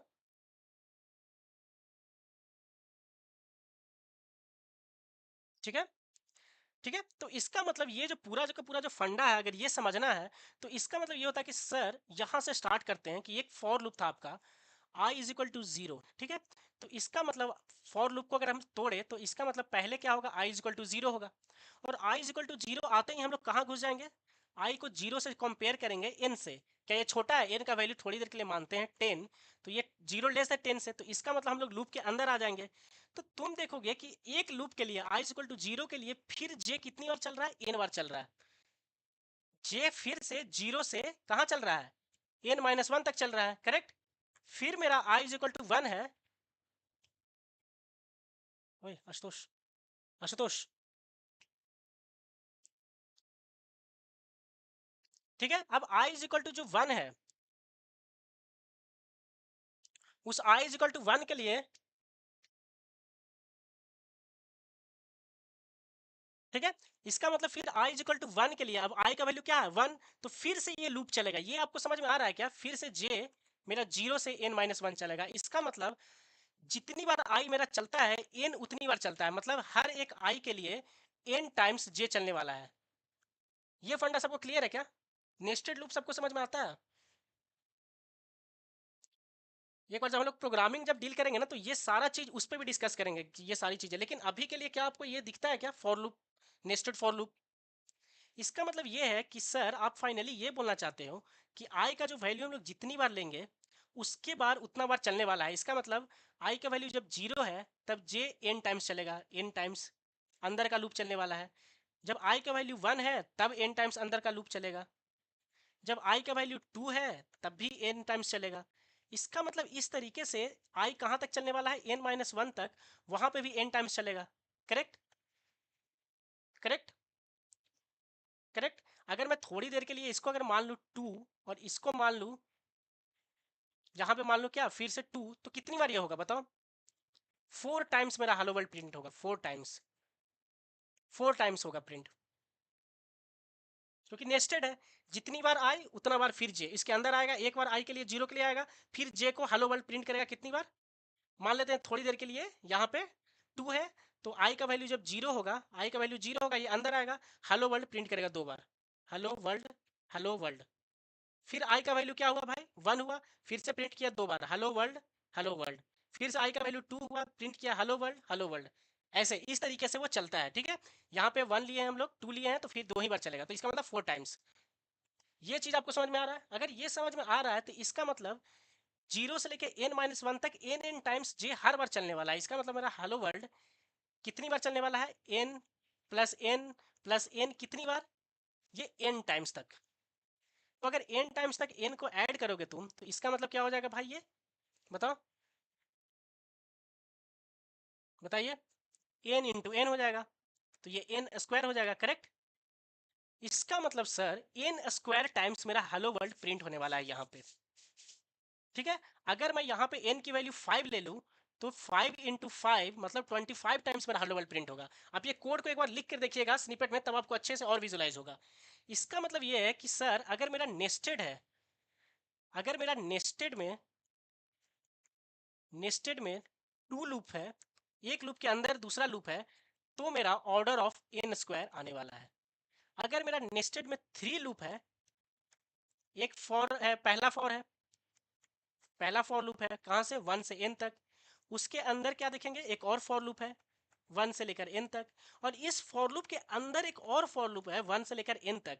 तो हर एक इसके लिए ये n टाइम्स और इसके n के लिए ये n टाइम्स और ये, तो इसका मतलब n into n into n, इसका मतलब n क्यूब। इसका मतलब 3 लूप अगर नेस्टेड है सर तो मेरा ऑर्डर ऑफ n क्यूब होगा टाइम कॉम्प्लेक्सिटी। करेक्ट है, करेक्ट है, कहानी इतना तक सबको क्लियर है? कहानी इतना सबको क्लियर है? ठीक है। हम लोग टाइम कॉम्प्लेक्सिटी की तो बात कर लिए, अब थोड़ा सा हम लोग बात करते हैं स्पेस कॉम्प्लेक्सिटी की, फिर हम लोग प्रॉब्लम्स पे आ जाएंगे। जो अपना प्रॉब्लम्स था, जो शीट जो अपलोडेड है उस शीट का जो प्रॉब्लम्स है वो हम लोग स्टार्ट करेंगे सॉल्व करना, ठीक है। तो अब हम लोग आते हैं स्पेस कॉम्प्लेक्सिटी पे। स्पेस कॉम्प्लेक्सिटी, अच्छा, ठीक है, ठीक है। स्पेस कॉम्प्लेक्सिटी अपन अब पढ़ने वाले हैं। क्या टाइम कॉम्प्लेक्सिटी सभी को क्लियर है? टाइम कॉम्प्लेक्सिटी सभी को क्लियर है? ठीक है, ठीक है सर। स्पेस कॉम्प्लेक्सिटी अब स्टार्ट करते हैं। स्पेस कॉम्प्लेक्सिटी का मतलब ये क्या हुआ कि पहले एक डिफिनेशन लिख लेते हैं कि एग्जैक्टली क्या बोलना चाहते हैं। तो it is the memory taken by the algorithm to solve a particular problem। ये प्रॉब्लम को सॉल्व करने में जो स्पेस लगने वाला है, जो मेमोरी लगने वाला है, वो है मेरा स्पेस कॉम्प्लेक्सिटी, ठीक है। तो ये तो हुआ कॉन्सेप्ट वाइज कि भाई ये डिफिनेशन है, इसका मतलब कैसा एक कैसा मेमोरी, मतलब जो इनपुट दे रहे हैं वो क्या। तो पता चला कि नहीं, इनपुट इनपुट के लिए जैसे हम एक अरे देंगे तो अरे मेरा एक इनपुट है, तो इनपुट का साइज जो है, इनपुट का जो मेमोरी लगता है वो कभी भी स्पेस कॉम्प्लेक्सिटी में काउंट नहीं होता है। मतलब इसका मतलब हुआ कि जो एक्स्ट्रा स्पेस तुम ले रहे हो ना, एक्स्ट्रा स्पेस इनपुट साइज के अलावा, एक्स्ट्रा स्पेस जो तुम ले रहे हो प्रॉब्लम को सॉल्व करने में, प्रॉब्लम को क्या सॉल्व करने में ले रहे हैं हम लोग, जो भी हम लोग एक्स्ट्रा स्पेस प्रॉब्लम को सॉल्व करने में ले रहे हैं ना सर, वो मेरा स्पेस कॉम्प्लेक्सिटी कहलाता है। अच्छा, समझ में नहीं आया, डिफिनेशन वाइज तो वैसे समझ में आ गया, लेकिन एग्जैक्टली क्या बोलना चाहते हैं एक एग्जांपल से हम लोग देखते हैं, ठीक है। ओके, आप लोग बताइएगा अगर चीज़ें सब क्लियर हो रही है ना, तो आप कमेंट सेक्शन में बताते रहिएगा कि हाँ क्लियर है, तो फिर हम लोग उस हिसाब से आगे बढ़ते चले जाएंगे। अगर किसी को लग रहा है कि वो स्टक है तो वहीं पे आप कमेंट कीजिएगा, हम लोग फिर से दोबारा उस चीज़ को समझने का ट्राई करेंगे, ठीक है। ओके, ठीक है। तो इसका मतलब एक्स्ट्रा स्पेस मतलब वहाँ पे जो टाइम कॉम्प्लेक्सिटी में जो मेरे माइंड में जो फीड रहना चाहिए था वो क्या था कि sir number of operations count करना है। और फॉर लूप में पता है सर कांस्टेंट होगा, एन टाइम्स वेरिएबल चलेगा, एन स्क्वायर 2 टाइम्स चला तो 3 टाइम्स चला तो एन क्यूब। इस तरीके से पूरा फंडा मेरा क्लियर हो गया है, ठीक है। फिर हम लोग और भी प्रॉब्लम्स, बहुत सारे प्रॉब्लम सॉल्व करेंगे, तब हम लोग को और क्लियर होगा टाइम कॉम्प्लेक्सिटी। बहुत सारे हम लोग प्रॉब्लम्स भी यहाँ पे सॉल्व करते जाएंगे आगे, हर एक क्वेश्चंस में फिर बहुत सारे जो हम लोग प्रॉब्लम्स लेंगे उनका कम्प्लेक्सिटी निकालते जाएंगे। लेकिन यहाँ तक मेरे को ये फंडा क्लियर है, ठीक है। एक्स्ट्रा स्पेस, ठीक है। अब एक्स्ट्रा स्पेस की जब बात आती है तो इसका मतलब क्या हुआ कि एक हम लोग क्वेश्चन से देखते हैं कि एक्स्ट्रा स्पेस का मतलब हम लोग क्या बोलना चाहते हैं, ठीक है। तो इसका मतलब ये हुआ कि ए नाम का एक वेरिएबल था जो कि एक अरे ले रहा था और इनपुट साइज इसका ये था, और यहाँ पे ये इंट ए नाम का एक वेरिएबल लिया, ठीक है। और फिर ये इंट आई नाम का फिर एक वेरिएबल लिया और एक फॉर लूप चलाया, I is equal to 0, I less than N, I plus plus, ठीक है। और यहाँ पे कुछ उसने काम किया, ठीक है। यहाँ पे सी आउट किया, मान लेते हैं कि सी आउट किया। सी आउट क्या किया, hello world, hello world sir C out कर दिया, हेलो वर्ल्ड। सर इसका टाइम कॉम्प्लेक्सिटी तो हम लोग को पता ही है कि सर ये कांस्टेंट लेगा, ये कांस्टेंट लेगा, ये कांस्टेंट लेगा, ये भी कांस्टेंट लेगा, कंपैरिजन भी कांस्टेंट लेगा। अब ये सर ये वेरिएबल है तो इस पे डिपेंड करेगा। अच्छा, सिंगल लूप है सर तो हेलो वर्ल्ड कितनी बार प्रिंट होगा सर, एन टाइम्स होगा। तो इसका सर टाइम कॉम्प्लेक्सिटी तो मेरे को पता है इसका कि सर इसका जो टाइम कॉम्प्लेक्सिटी है n इनपुट के लिए वो है ऑर्डर ऑफ n। आप स्पेस कॉम्प्लेक्सिटी बता दीजिए कि किस तरीके से निकालेंगे। तो एक्स्ट्रा स्पेस, तो पहले बोलोगे कि सर यहाँ पे देख अरे है, तो अरे जो हम लोग बनाए होंगे वो भी तो स्पेस ले रहा होगा, n साइज का बनाया है, जैसे n की जगह पे 5 मान लो, तो 5 लिख के 1 2 3 4 इस तरीके से हम लोग एलिमेंट रखे होंगे। तो तुम बोले कि सर इसको स्पेस में काउंट करना है क्या स्पेस कॉम्प्लेक्सिटी निकालते समय? तो मैं बोलूंगा कि नहीं, इनपुट साइज को कभी भी नहीं कंसीडर करते, क्योंकि ये तो तुम्हारा इनपुट है जिस पे तुम एल्गोरिदम लगाने वाले हो। अब इस एल्गोरिदम लगाने के प्रोसेस में तुम एक्स्ट्रा कितना ले रहे हो ये बताओ। तो तुम बोलोगे कि अच्छा ठीक है, यहाँ से मतलब कहानी जो मेरा जर्नी जो स्टार्ट हुआ सर, वो यहाँ से स्टार्ट हुआ, यहाँ तक में मेरे को बताना है एग्जैक्टली कि कितना मेरा लगा है। करेक्ट, यही है, यही बताना है मेरे को कि एग्जैक्टली कितना लगा है इतना काम करने में। तो यहाँ पे फिर अगर हम लोग देखें तो ये एक स्पेस है, ये एक मेमोरी लेगा। ठीक है, ये जो तुम डिक्लेयर किए हो तो देखो ये मेमोरी लेगा, ए नाम का एक बॉक्स लेगा, एक घर लेगा। आई नाम का तुम एक डिक्लेयर किए हो वेरिएबल, तो यही सब तो एक्स्ट्रा स्पेस है। जो इसके अंदर जितना भी तुम एक्स्ट्रा घर लेने वाले हो स्पेस इस ब्रैकेट के अंदर, वही काउंट होगा। तो इसका मतलब इसका पता है कि सर ये इंटीजर है तो 4 बाइट, ये भी इंटीजर है तो 4 बाइट। इसका मतलब तुम यहाँ पे भी बता पा रहे हो एग्जैक्ट वैल्यू 4 बाइट। वही कांस्टेंट वाला फंडा जो टाइम कॉम्प्लेक्सिटी में था कि सर 5 ऑपरेशन 50 ऑपरेशन, तो इसका ऑर्डर ऑफ 1 लिख देते थे। तो यहाँ पे भी तुम बता पा रहे हो 4 बाइट 4 बाइट। तो इसका मतलब इसका भी क्या हो गया, कांस्टेंट हो गया स्पेस कॉम्प्लेक्सिटी। इसका भी क्या हो गया, कांस्टेंट हो गया स्पेस कॉम्प्लेक्सिटी। अब इसका देखते हैं कि सर ये तो n टाइम्स चलेगा, n टाइम्स चलेगा, लेकिन कुछ एक्स्ट्रा स्पेस इसके अंदर ले रहे हैं क्या हम लोग? नहीं, इसे प्रिंट कर रहे हैं हेलो वर्ल्ड। तो इसका मतलब सर यहाँ पे 8 बाइट ही ले रहा है। तो इसका मतलब इसका जो स्पेस कॉम्प्लेक्सिटी हुआ, इसका जो स्पेस कॉम्प्लेक्सिटी हुआ n पे, वो क्या हुआ, कांस्टेंट हो गया सर, ऑर्डर ऑफ 1। क्यों? क्योंकि 8 बाइट लिया, मेरे को पता है, बता पा रहा हूँ मैं कितना बाइट्स। जब मैं बता पा रहा हूँ तो कांस्टेंट हो गया। ठीक है, इतना चीज क्लियर हुआ, समझ में आ रहा है आप लोग को? स्पेस कॉम्प्लेक्सिटी का फंडा इतना क्लियर हुआ आप लोग को? बताइए। ठीक है, तो एक अदर एग्जांपल से लेते हैं कि और स्पेस कॉम्प्लेक्सिटी हम लोग कैसे निकाल सकते हैं। तो फिर मैंने बोला कि भाई देखो यहाँ पे एक ए नाम का एक फंक्शन था मेरा, जिसमें हम लोग अरे पास कर रहे थे और एन साइज था उसका। फिर मैंने क्या किया कि सर इसको मेरे को क्या करना था, इस अरे को रिवर्स करना था। थोड़ी देर के लिए मानता हूँ कि रिवर्स करना था। तो तुम बोले कि सर उसके लिए मैं एक एक्स्ट्रा अरे ले रहा हूँ, एक अरे नाम का एक लेना पड़ा, एन साइज का एक अरे लेना पड़ा मेरे को। ठीक है, एक एन साइज का एक्स्ट्रा अरे लेना पड़ा मेरे को। और एक मैं इंट बी लिया वेरिएबल, और एक इंट सी लेता हूँ, और एक फॉर लूप चलाता हूँ आई इज इक्वल टू 0 से लेकर आई less than N I plus plus, कुछ ऐसा काम करता हूँ मैं। और इस फॉर लूप के अंदर मैं कुछ करने वाला हूँ। आप इसका टाइम कम्प्लेक्सिटी बताइए। यहाँ पे मैं सी आउट हेलो वर्ल्ड कर देता हूँ, हेलो वर्ल्ड कर देता हूँ। तो अब इसका टाइम कम्प्लेक्सिटी एक बार निकाल के बताइए कि भाई एग्जैक्टली क्या होने वाला है। तो ठीक है, अपन आते हैं। टाइम कॉम्प्लेक्सिटी के लिए अपने को करना क्या था, यहाँ से गेम स्टार्ट करना था और यहाँ तक अपने को जाना था कि देखते हैं कितना एक्स्ट्रा लेते हैं हम लोग स्पेस। तो तुम बोले कि भाई ये फिर मैं एक ए नाम का सर अरे ले रहे हैं, अच्छा, जिसका साइज क्या है, एन है। मतलब 0 1 2 से n-1 इंडेक्स तक एक एक्स्ट्रा साइज लिए हम। ठीक है, 5 6 नहीं, यहाँ पे नहीं बता पा रहे हैं, लेकिन एन पे डिपेंडेंट है। मतलब इसका जो साइज है, ये कितना ले रहा है, 4 बाइट ले रहा है। ये तो कांस्टेंट है, पता है, ये भी कांस्टेंट है। ये लूप चल रहा है एन टाइम्स, लेकिन कुछ भी एक्स्ट्रा स्पेस नहीं हो रहा है, बस प्रिंट कर रहा है। तो यहाँ पे भी कांस्टेंट है, कुछ भी स्पेस नहीं लग रहा है एक्स्ट्रा। इसका मतलब सर 8 बाइट तो मेरा लग रहा है यहाँ पे, और प्लस जो है कितना बाइट्स, अगर एक का 4 बाइट है तो 4 इंटू n बाइट्स मेरा और लग रहा है। मतलब 4n bytes, 8 byte plus 4n byte मेरा टोटल स्पेस लग रहा है सर। ये कैसे लगा, 4 बाइट एक घर का, तो ये कितना घर है, एन बाइट्स हम लोग यहाँ पे एलोकेट करेंगे इसको। करेक्ट, एन बाइट्स एलोकेट करोगे ना, क्योंकि तुम एक्स्ट्रा अरे लियो। ये क्या है, अब इसके बारे में हम लोग लिखें कि प्रॉब्लम को सॉल्व करने के लिए सर प्रॉब्लम को यहाँ पे लिख लेते हैं थोड़ा सा, कि हम लोग को बाद में याद रहे, अच्छे से क्लियर हो कि सर प्रॉब्लम को सॉल्व करने के लिए हो सकता है कि अपने को एक्स्ट्रा स्पेस लेना पड़ा, एक्स्ट्रा अरे लेना पड़ा यहाँ पे, जिसका साइज था n। इसका मतलब ये किस पे n डिपेंड किया, इनपुट पे डिपेंड किया सर, फिर से। अच्छा, इनपुट साइज पे। तो जो इंटरव्यूअर है वो इसी पे इंटरेस्टेड है क्या? तो तुम बोलोगे हाँ, वो हमेशा इनपुट साइज पे इंटरेस्टेड है। इंटरव्यूअर किस पे इंटरेस्टेड है, इनपुट साइज पे, कि भाई तुम्हारा इनपुट साइज क्या है वो बताओ, उसके बेसिस पे टाइम कॉम्प्लेक्सिटी बता। तो ये जो तुम कांस्टेंट बोल रहे हो, तो ये तो सर ऑर्डर ऑफ 1 हो जाएगा, इससे मेरे को मतलब नहीं है। ये 4 भी कांस्टेंट है, ये हट गया। ये जो n है ना, ये है मेरे लिए इंपॉर्टेंट, कि सर अगर इनपुट साइज n है तो मैं 4n ले रहा हूँ। अगर इनपुट साइज 4n है तो मैं 4n ले रहा हूँ। जिस हिसाब से इनपुट का साइज है उतना मेरे को एक्स्ट्रा स्पेस लेना पड़ रहा है सर, एक्स्ट्रा स्पेस लेना पड़ रहा है उतना जितना इनपुट का साइज था प्रॉब्लम को सॉल्व करने के लिए।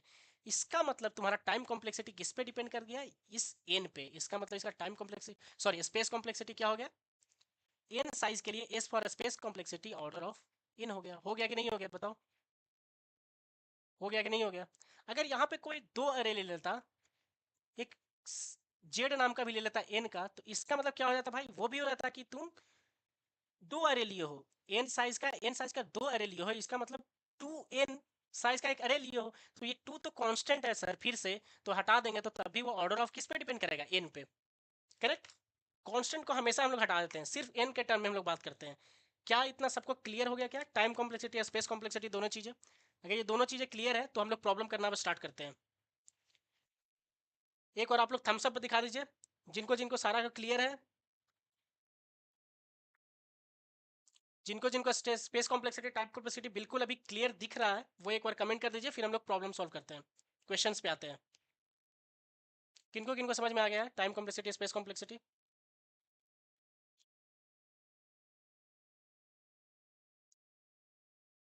एवरीवन, क्या सभी को समझ में आ गया है?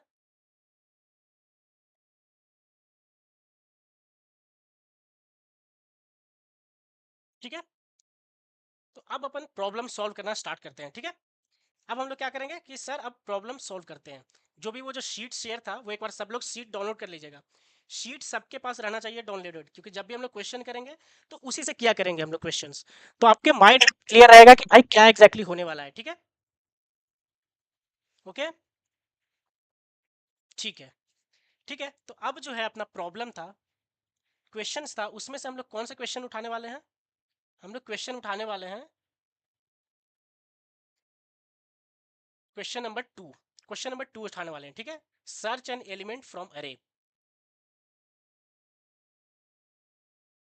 क्वेश्चन नंबर 2 आज हम लोग सॉल्व करने वाले हैं इसका। क्वेश्चन नंबर 2, क्वेश्चन नंबर 2 क्या था कि search an element from given अरे, फ्रॉम गिवन अरे।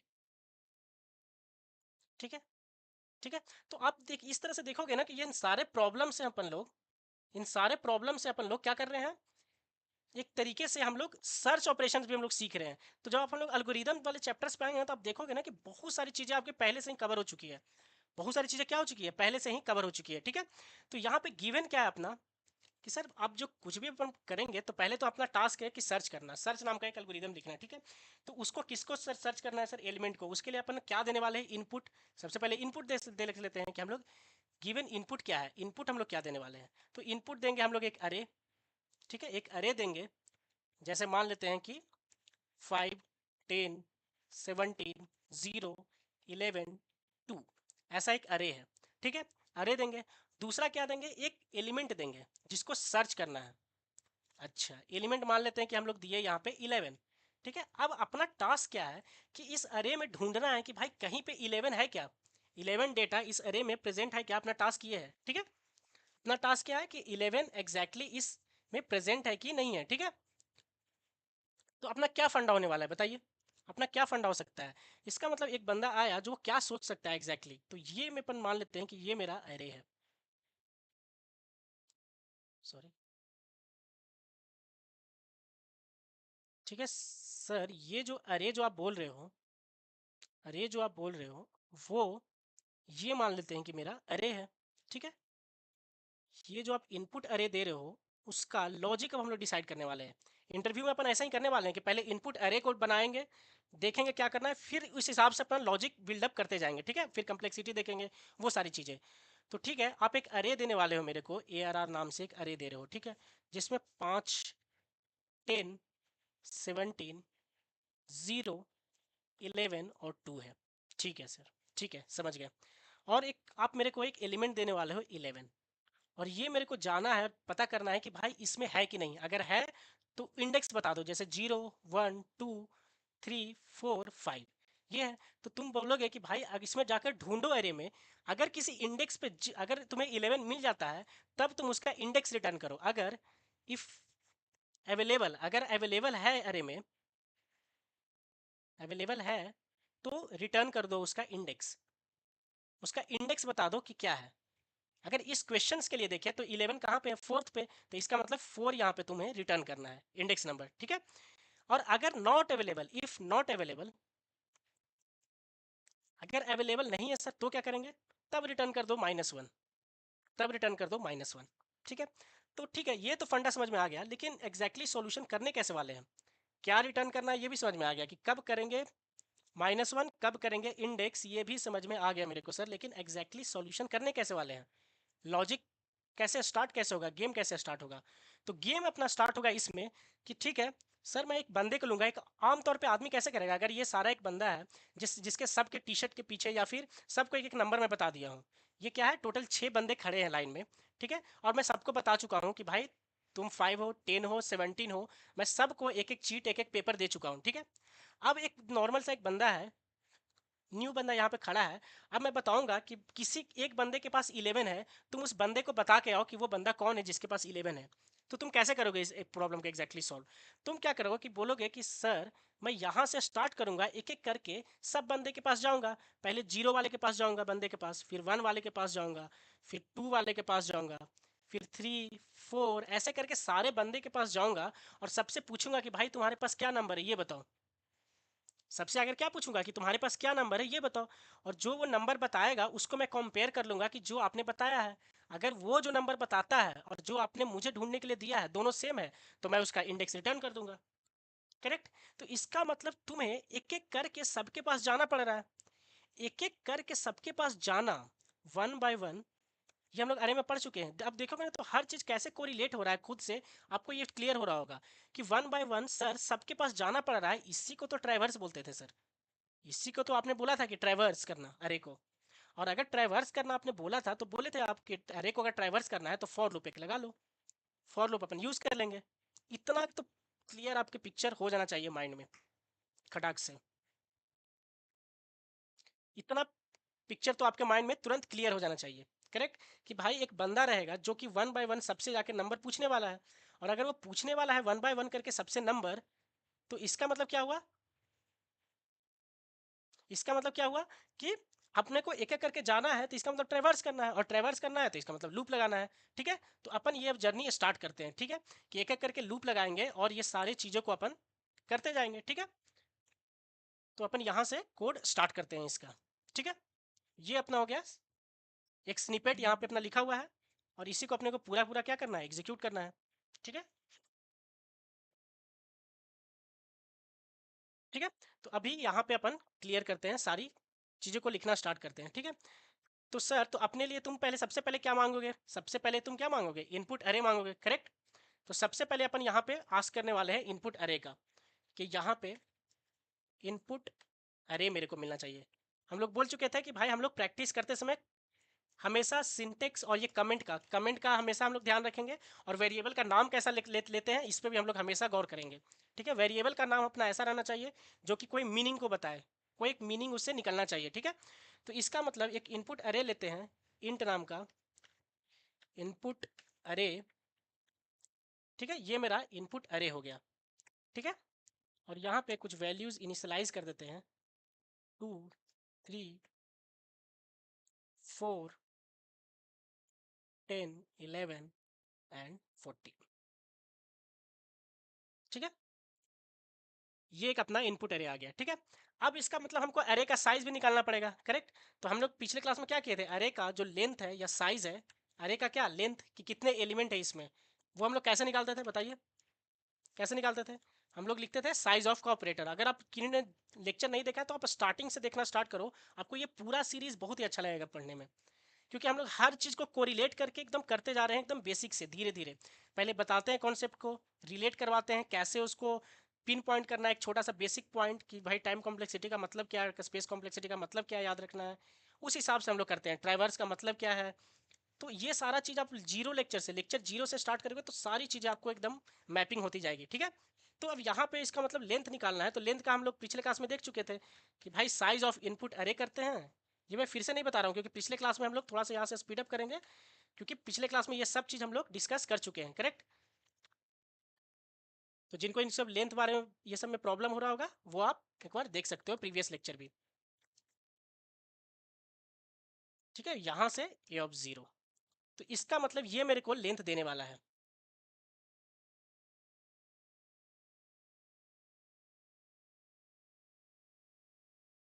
रेहू आप इस चैनल पे जा सकते हो, इस चैनल पे जाने के बाद आप देखोगे ना तो ये सारा लेक्चर्स मेरा सीक्वेंस में लेक्चर 0 से स्टार्ट है, तो आप उनको फॉलो करना स्टार्ट करो, आपको बिल्कुल मजा आएगा, क्योंकि आप एकदम बेसिक से, हम लोग डायरेक्टली वो नहीं, आप लोग देखे होंगे ना लेक्चर्स बहुत सारे जो पढ़ाते हैं प्रोग्रामिंग, वो पहले क्लास में ही बता देंगे कि भाई देखो ये ऐसे है, ऐसे चल रहा है डेटा स्ट्रक्चर, बड़े बड़े प्रॉब्लम्स ले लेंगे, वैसा हम लोग बिल्कुल नहीं करने वाले हैं।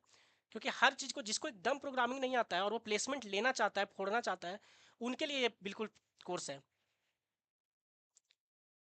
तो आपको बहुत ही ज़्यादा मजा आएगा आप इस पूरे सीरीज में अगर बने रहोगे तो, क्योंकि सारा सॉल्यूशन हम लोग इस तरीके से ही करने वाले हैं। ठीक है, तो अब ये लेंथ मिल गया, तो ठीक है सर, मेरे को तो ये पता है कि भाई कोई भी क्वेश्चंस करने से पहले अरे का अगर हम लोग कोई भी क्वेश्चन करेंगे तो हमको इनपुट चाहिए, अरे चाहिए और उसका साइज चाहिए, तो ये दोनों चीज़ हम लोग निकाल लिए हैं। अब क्या करना है सर, अब करना है मेरे को सर्च, सर्च करना है। तो अगर सर्च करना है तो इसका मतलब सर्च नाम का एक फंक्शन बना लेता हूँ, सर्च एलिमेंट, सर्च एलिमेंट नाम का एक फंक्शन बना लेता हूँ सर। ठीक है, तो सर इसमें दीजिएगा क्या क्या, तो पहले तो था अरे, तो अरे देंगे हम लोग, इसका मतलब इनपुट अरे दे देंगे।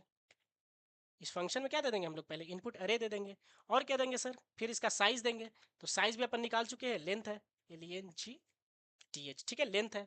दूसरा किसको सर्च करना है इसमें से, तो बाई चांस मान लेते हैं कि अपने को यहाँ से 11 को सर्च करना है। ठीक है, तो इसका मतलब ये है कि सर्च जो एलिमेंट है, जिस एलिमेंट को सर्च करना है अपने को, वो यहाँ पे ले लेते हैं 11, तो इसका मतलब ये भी देना पड़ेगा। तो इसका मतलब ये हुआ कि सर मैं एक फंक्शन बना रहा हूँ जिसको मैं अरे दे दे रहा हूँ, उसका साइज ये तो कंपलसरी है सर, इतना अगर अरे का प्रॉब्लम कर रहे हैं तो इनपुट अरे और लेंथ देना तो कंपलसरी है। लेकिन आप यहाँ पे सर्च करना चाहते हैं तो इस एलिमेंट के बारे में तो बताइए किसको सर्च करना चाहते हैं, तो यहाँ पे हमने वो एलिमेंट दे दिया। ठीक है, अब यहाँ पे कुछ रिटर्न करेंगे हम लोग, क्यों, क्योंकि अगर मिलता है तो इंडेक्स रिटर्न करोगे और नहीं मिलता है तो -1 करोगे, तो इसका मतलब इंट एक इंडेक्स रिटर्न करवाने वाले हैं। ठीक है, ठीक है, उस इंडेक्स के बेसिस पे क्या करेंगे सर, डिसीजन ले लेंगे हम लोग। क्या, अगर अभी हम लोग देखेंगे सर्च एलिमेंट को कैसे इंप्लीमेंट करना है, अभी हम लोग किए नहीं है, लेकिन एक ढांचा बना लिए, एक बना लिए हैं कि सर्च नाम का एक मेरा फंक्शन है, जिसको ये चीज़ देते हैं तो वो मेरे को एक इंडेक्स दे देता है, कैसे देता है वो अभी अपन लिखने वाले हैं। ठीक है, यहाँ पे फिर हम लोग सर डिसीजन ले लेंगे। ठीक है,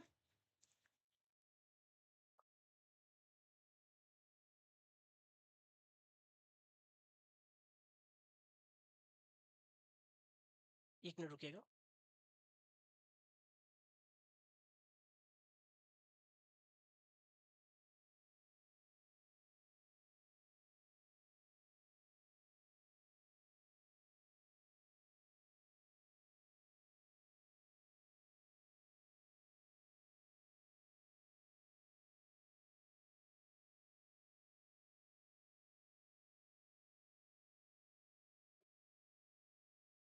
ठीक है,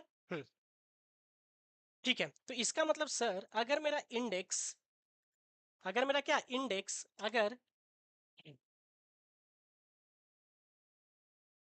अगर मेरा इंडेक्स इक्वल इक्वल किसके है, -1 है, तो मैं बोलूंगा कि एलिमेंट क्या है, अगर -1 है तब तो मैं बोलूंगा कि भाई सी और डायरेक्टली, तब मैं डायरेक्टली बोल दूंगा कि element is not found, element is not found, correct, क्योंकि -1 हम लोग कम रिटर्न वाले करने वाले हैं जब एलिमेंट हम लोग को मिलेगा ही नहीं। अगर मिल जाता है तब हम लोग क्या करते हैं, इंडेक्स प्रिंट कराते हैं। ठीक है, एल्स इसका मतलब हम लोग को एलिमेंट मिल गया है, तो यहाँ पे हम लोग लिख सकते हैं एल्स में, क्या लिख सकते हैं, एलिमेंट सी आउट, क्या कर सकते हैं बताओ, सी आउट हम लोग यहाँ पे कर सकते हैं सर कि element is found, element is found, found, ठीक है, और उसका जो इंडेक्स है वो प्रिंट करा देंगे, हैविंग इंडेक्स, ऐसा लिख लेते हैं, और यहाँ पे इसका इंडेक्स प्रिंट करा देंगे। यहाँ पे क्या कराएंगे, इसका इंडेक्स प्रिंट करा लेंगे। ठीक है, ठीक है सर, इतना तो गेम समझ में आ गया। अब आप बताइए कि एग्जैक्टली अब इसको लिखने कैसे वाले हैं, ये जो सर्च एलिमेंट नाम का जो फंक्शन बनाए हैं, इसको अब देखते हैं। अब यही हुआ एल्गोरिदम लिखना। अब हम लोग ये इतना काम काम तो सब कोई कर लेगा, कि अच्छा ठीक है सर्च एलिमेंट करना था, इनपुट क्या देना है, क्या क्या देना है ये दे दिए, क्या डिसीजन लेना था ये ले लिए। अब एग्जैक्टली जो मेन टास्क है जो 13 लाइन पे हमने किया है सर्च एलिमेंट, इसको इम्प्लीमेंट करना, करेक्ट। अब हम लोग इसको इम्प्लीमेंट करते हैं, तो ये रिटर्न करता है सर इंटीजर और उसका नाम है सर्च एलिमेंट, सर्च एलिमेंट। ठीक है, इतना काम तो हो गया। अब इसका पैरामीटर हम लोग को देना है कि सर ये पैरामीटर क्या क्या लेता है। तो पहला एक अरे लेता है, इनपुट अरे लेता है। तो अपने को पता है कि बाय रेफरेंस देने के लिए अरे के केस में हम लोग कैसे लिखते हैं, ऐसे पिछले क्लास में हम लोग बात कर चुके हैं कि इस तरीके से क्यों लिखते हैं, ठीक है। और यहाँ पे आप लिखते हैं हम लोग साइज, जो कि साइज आ जाएगा उसका लेंथ, और यहाँ पे लिखते हैं हम लोग एलिमेंट जो कि सर्च करना है। ये सारा कॉपी होकर आ जाएगा यहाँ पे मेरा, ठीक है। अब एग्जैक्टली अब करना क्या है हम लोग को कि सर ये सिंपल सा है, एक एक करके वो सबके पास जाने वाले थे हम लोग।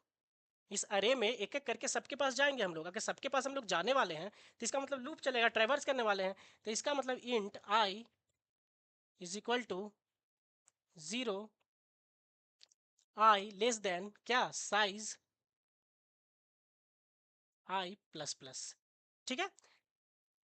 ये क्या किया यहाँ पे हम लोग कमेंट कर सकते हैं, यहाँ पे लिख सकते हैं कि one by one we will go to each element, each element, each element, एक एक करके सबके पास जाएंगे हम लोग, ठीक है।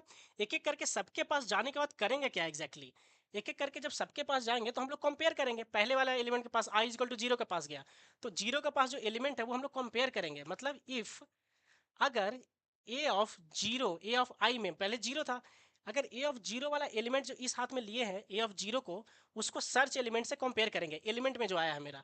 मतलब अगर वो इक्वल इक्वल हुआ किसके, एलिमेंट के, करेक्ट। ये समझ में आया क्या। अगर जो मैं ए ऑफ आई निकाला, मैं पहला एलिमेंट निकाला अरे का और कंपेयर किया इसको, इक्वल इक्वल से क्या होता है, कंपेयर करते हैं कि जो एलिमेंट मेरे को सर्च करना था। मतलब अब मैं क्या बोलना चाहता हूँ कि भाई अभी जो मेरा स्टार्ट जो हुआ है ए ऑफ आई के जगह पे क्या है 0, मतलब एक हाथ में मेरा 2 है, यहाँ पे क्या है मेरा 2 है, और दूसरे हाथ में क्या है जो सर्च करना था जो कि था एलिमेंट 11, ठीक है। तो दूसरे हाथ में क्या है मेरा 11, एक हाथ में 2 और 11, ये दोनों को चेक करेंगे क्या ये इक्वल है, यही ये कर रहा है इफ ए ऑफ ये इक्वल है क्या, एक एक करके। फिर अगर नहीं रहा तो दूसरे के पास जाएगा, ए ऑफ 1 के पास, ए ऑफ 2 के पास, किस ऐसे जाता जाएगा, ठीक है। अगर इक्वल है, अगर इक्वल रहा तो इसका मतलब एलिमेंट मेरे को मिल गया है। तो यहाँ से सिंपली क्या करेंगे हम लोग, रिटर्न कर देंगे आई को, आई ही तो इंडेक्स है ना, करेक्ट। आई ही मेरा इंडेक्स है, तो हम लोग यहाँ से रिटर्न कर देंगे सीधे इंडेक्स को। ये चीज़ समझ में आया। और ये अगर लूप से बाहर हुआ, अगर हम लोग ये लूप पूरा का पूरा चला लिए और अगर वो मिला तो कहीं ना कहीं से तो यहाँ से रिटर्न हो जाएगा। और अगर हम लोग यहाँ पे आ गए तो लाइन नंबर 15 पे यहाँ पे आने का मतलब है कि ये रिटर्न काम ही नहीं किया, ये इफ कभी सही हुआ ही नहीं। अगर सही होता तो यहीं से मेरा लूप क्या होता है, एग्जिट कर जाता। ये फंडा सबको क्लियर है क्या कि भाई रिटर्न का मतलब क्या होता है, लूप वहीं से खत्म होकर फंक्शन चला जाता है, बाहर चला जाता है। और अगर हम लोग यहाँ पे पहुंचे हैं इसका मतलब ये पूरा का पूरा लूप चल गया, 2 3 4 10 11 14 सबके पास एक एक करके गया तब भी नहीं इक्वल मिला। तब यहाँ पे आने का मतलब है कि भाई एलिमेंट मिला ही नहीं, मिला ही नहीं भैया, एलिमेंट तो मिला ही नहीं। क्यों, क्योंकि अगर मिलता तो मैं कोई ना कोई इंडेक्स तो रिटर्न कर देता ना, जिस इंडेक्स पे मिलता। अगर मैं इस लूप से बाहर आया हूँ और तब भी 15 लाइन पे आ गया हूँ, इसका मतलब मैं लूप से बाहर कभी गया ही नहीं। और लूप से बाहर मैं गया ही नहीं हूँ तो इसका मतलब लूप से इस यहाँ पे बाहर आने का मतलब है कि एलिमेंट मिला ही नहीं भैया, एलिमेंट मिला ही नहीं। अगर एलिमेंट मिला ही नहीं तो इसका मतलब वो एलिमेंट प्रेजेंट ही नहीं है अरे में। तब यहाँ पे मैं रिटर्न कर दूंगा, क्या रिटर्न कर दूंगा बताइए, -1। क्या ये चीज सबको क्लियर है, क्या ये चीज सबको क्लियर है एवरीवन बताइए। क्या ये फंडा आपको क्लियर हुआ कि एक मेरा एरे था, एक एक करके वो जाता है और देखता है, ठीक है। इसका मतलब क्या हुआ कि 1 बाय 1 देखिए जाना था मेरे को यहाँ से। तो इसका मतलब पूरा कहानी क्या हुआ, शॉर्ट में अगर हम लोग देखें तो बताइए। इसका मतलब ये हुआ सर कि इसका मतलब ये हुआ कि एग्जैक्टली वो 1 बाय 1 जाता है और पहले 5 के पास जाता है। तो ये मेरा 11 था, तो 5 के साथ गया, पहले बोला कि सेम है क्या, नहीं है, तो चलो ठीक है। नेक्स्ट गया 10 के पास, तो यहाँ पे 11 था 10 था, सेम है क्या, नहीं है, इक्वल है क्या, नहीं। फिर यहाँ पे गया 11 और 17 कंपेयर किया, इक्वल है क्या, बोला नहीं। फिर यहाँ पे गया 0 को लिया, इक्वल है क्या, बोला नहीं। फिर से फिर गया 11 के पास, तो 11 इधर भी था इधर भी था, इक्वल है क्या, बोला हाँ ट्रू। तो ट्रू है तो यहीं से वो रिटर्न हो गया, वहीं से चला गया। लेकिन अगर मैं कुछ और करता यहाँ पे 60 करता तो फिर ये यहाँ पे जाता 2 के बाद, तो पता चलता कि इसको मिला ही नहीं, फिर कंपेयर करता नहीं। तो हो सकता है कि मैं कुछ ऐसा एलिमेंट दे दूं जो अरे में है ही नहीं, मैं दे दूंगा 60 और 60 तो इस अरे में है ही नहीं, तो इसका मतलब ये मिलेगा क्या, नहीं। तो इस केस में मुझे -1 रिटर्न करना है। -1 रिटर्न करना है मतलब तुम यहाँ से लेकर एक एक करके सबके पास चले गए तब भी तुम्हें कुछ नहीं मिला, तुम लास्ट एलिमेंट के पास गए तब भी अगर नहीं मिला, तब तुम ये जो लूप था जहाँ पे तुम कंपेयर कर रहे थे उससे बाहर आ गए, यहाँ पे आ गए। यहाँ पे आने का मतलब है कि तुमको कुछ भी नहीं मिला, देखो तुम लास्ट तक आ गए तब भी तुम्हें कंपेयर नहीं हुआ क्योंकि 60 था, और फिर तुम कहाँ पे आ जाओगे लूप से बाहर, यहाँ पे आओगे, तो इसका मतलब तुम्हें यहाँ पे रिटर्न -1 करना पड़ेगा क्योंकि नहीं मिलेगा तुम्हें कुछ भी। यही चीज़ तो मैं यहाँ पे किया हूँ, करेक्ट, यही चीज़ तो किया हूँ मैं, कि यहाँ पे आने का मतलब है कि तुम्हें कुछ भी नहीं मिला, कुछ भी नहीं मिला तो इसका मतलब -1 रिटर्न करना है। ठीक है, अब इसको एक बार चला के देखते हैं कि ये अपना चला है कि नहीं चला है। ठीक है, अब इसको एग्जीक्यूट करते हैं।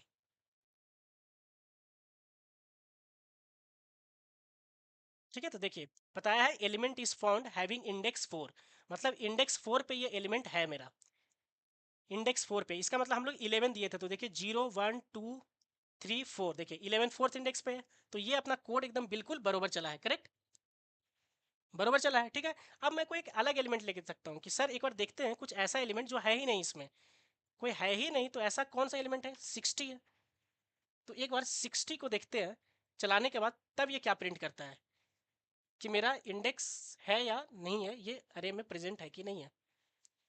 एलिमेंट इज नॉट फाउंड, देखिए ये बता रहा है कि एलिमेंट है ही नहीं अरे में, करेक्ट, इसका मतलब ये अपना कोड एकदम बिल्कुल बरोबर चल रहा है, मतलब एलिमेंट मिल सकता है और नहीं भी मिल सकता है। तो अब एक बार इसका कॉम्प्लेक्सिटी देख लेते हैं, करेक्ट। अच्छा ठीक है, अभी जो हम लोग ये तो पढ़ लिए, लेकिन इसको एक नाम दिया गया है, इस तरीके के इस टेक्निक को, इस टेक्निक को बोला गया है एक एल्गोरिदम, जब हम लोग चैप्टर पढ़ेंगे ना तो सर्च करके पढ़ेंगे एल्गोरिदम में, तो इसको बोला गया है, इस टेक्निक को जो अभी हम लोग एक टेक्निक जो पढ़ रहे हैं वो उसको बोला गया है लीनियर सर्च, लीनियर सर्च। तो अभी जो हम लोग एल्गोरिदम लिखे थे वो था लीनियर सर्च का, इसका मतलब हम लोग एल्गोरिदम का लीनियर सर्च भी कंप्लीट कर चुके हैं अपना, ये भी अपना क्या हो गया कंप्लीट, ये टॉपिक भी अपना हो गया कंप्लीट, एल्गोरिदम का भी एक टॉपिक हम लोग कंप्लीट कर लिए।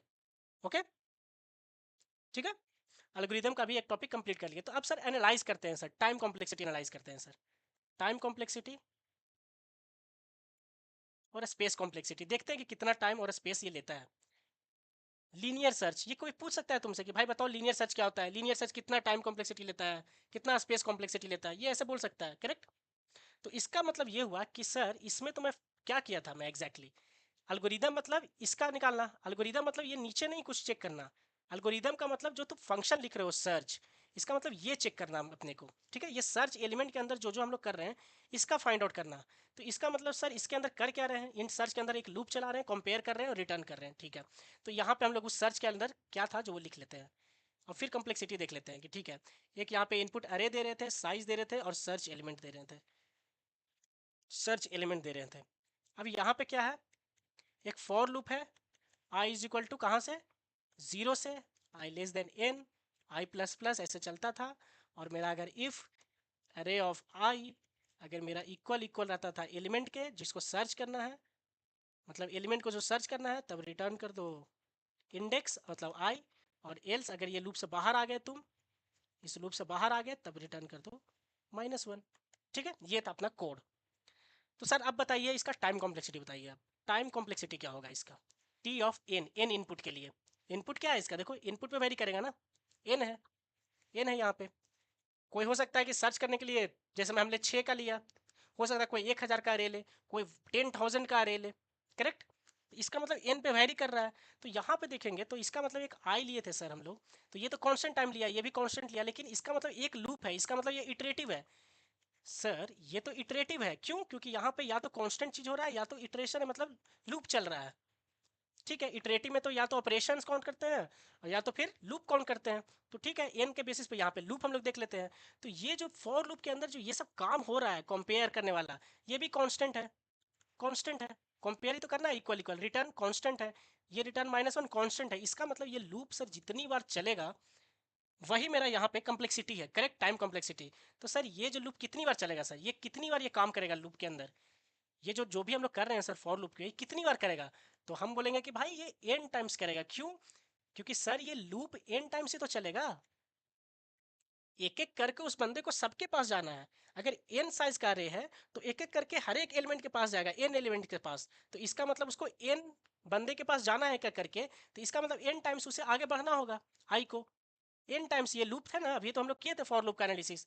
तो इसका मतलब सर इसका टाइम कॉम्प्लेक्सिटी हो गया order of n। Order of n हो गया सर इसका टाइम कॉम्प्लेक्सिटी। ठीक है, ऑर्डर ऑफ n हो गया। सर अब स्पेस कॉम्प्लेक्सिटी बताइए, इसका स्पेस कॉम्प्लेक्सिटी क्या हो गया, एक्स्ट्रा स्पेस कितना ले रहा है। तो ये लेंगे क्या इस अरे का, n का, ये सब नहीं, ये तो इनपुट है ना, इनपुट है ये तो सर, इनपुट है, ये तो इनपुट है, और इनपुट का तो हम लोग लेते ही नहीं है। ठीक है, तो इसका मतलब ये हो गया कि इनपुट का नहीं लेते हैं तो ये निगलेक्ट हो गया। तो एक्स्ट्रा क्या स्पेस है, सिर्फ आई के लिए जो लिए हैं। इसका मतलब एक कांस्टेंट लिए हैं आई के लिए, आई ही एक वेरिएबल लिए है, और तो कुछ लिए नहीं है यहाँ पे एक्स्ट्रा, एक्स्ट्रा तो कुछ भी नहीं है स्पेस, सिर्फ आई एक डिक्लेयर किए थे, int i is equal to 0 एक इनिशियलाइज किए थे। इसका मतलब सिर्फ 4 बाइट, इसका मतलब कांस्टेंट, इसका मतलब स्पेस कॉम्प्लेक्सिटी ऑर्डर ऑफ 1 हो गया। तो इस तरीके से हम लोग यहाँ पे एनालिसिस कर लिए। ठीक है, ठीक है, यहाँ पे इस तरीके से हम लोग स्पेस कॉम्प्लेक्सिटी और टाइम कॉम्प्लेक्सिटी भी निकाल लिए। तो इस तरीके से हम लोग सारे प्रॉब्लम्स को आगे करते जाएंगे। ठीक है, होप आज का लेक्चर आप सभी को अच्छा लगा होगा। क्या सभी को आज का लेक्चर सही लगा, बताइए। क्या आप सभी को टाइम कॉम्प्लेक्सिटी, स्पेस कॉम्प्लेक्सिटी सब कुछ क्लियर है? ओके, चलिए, आपको अगर सभी लेक्चर सही लग रहा होगा तो आप इस कमेंट सेक्शन में अपना फीडबैक दीजिएगा कि कैसा लग रहा है, और हम लोग किस तरीके से मूव अहेड कर रहे हैं। और मैं जो प्रॉब्लम जो दिया करूंगा हमेशा, उस प्रॉब्लम को हमेशा सॉल्व किया कीजिए। ठीक है, जो भी स्निपेट में शेयर करता हूँ आप उसको सॉल्व कीजिए, और मैं उसका प्रॉब्लम्स का सोल्यूशन भी आपको उसी पे दिया करूंगा। ठीक है, सारे प्रॉब्लम्स का सोल्यूशन भी मैं आपको वहाँ पे कम्युनिटी पोस्ट पे दे दिया करूँगा कमेंट सेक्शन में। ठीक है, तो अब हम लोग नेक्स्ट क्लास में करते हैं। आज का क्लास हम लोग यहीं पे सेशन एंड करते हैं, और नेक्स्ट क्लास में फिर अपना फंडा क्या रहने वाला है, नेक्स्ट क्लास में हम लोग करेंगे कि रिवर्स कैसे करेंगे अरे का, उसका टाइम कॉम्प्लेक्सिटी वगैरह करेंगे, अरे को कैसे सॉर्ट करते हैं, फ्रीक्वेंसी कैसे निकालते हैं, डुप्लीकेट्स, ये सारी प्रॉब्लम्स को मर्ज कैसे करते हैं दो को, यूनियन, इंटरसेक्शन, लीडर्स, ये सारे प्रॉब्लम्स है 11 क्वेश्चंस। ये सारे प्रॉब्लम्स भी हम लोग एक एक करके वहाँ पे डील करेंगे। और फिर इसके बाद हम लोग कहाँ पे मूव कर जाएंगे, लिंक लिस्ट में। ठीक है, मीडियम लेवल के कुछ प्रॉब्लम्स करेंगे, हाई लेवल के भी प्रॉब्लम्स करेंगे। ये सारा जब प्रॉब्लम अपना खत्म हो जाएगा तो अरे पे अपना एक कमांड आ जाएगा, फिर थोड़ा सा स्ट्रिंग का एक दो क्वेश्चंस, इसके बाद हम लोग लिंक लिस्ट पे जंप कर जाएंगे। ठीक है, होप आप सभी को ये लेक्चर्स अच्छा लग रहा होगा, अपना फीडबैक दीजिएगा। एंड आज का क्लास हम लोग यहीं पे एंड करते हैं। ठीक है, और जो अभी नए हैं वो इस क्लास को एकदम जीरो से स्टार्ट, से लेक्चर जीरो से स्टार्ट कीजिएगा और वहाँ से पढ़ना स्टार्ट कीजिएगा। ठीक है, चलिए, okay, bye everyone, good night. Hope आपको नेक्स्ट क्लास जो कल है वहाँ पे मिलते हैं, उसके पहले आप सारा रिवाइज कर लीजिए, प्रीवियस लेक्चर्स हर चीज़ अपना सब कुछ रिवाइज करके रखिए, कॉपी बना कर रखिए, और जिस हिसाब से बोलते हैं वैसे एनालाइज करते हुए अपन इस कोर्स को पूरा कंप्लीट करने वाले हैं। ओके, चलिए, see you all, bye, good night.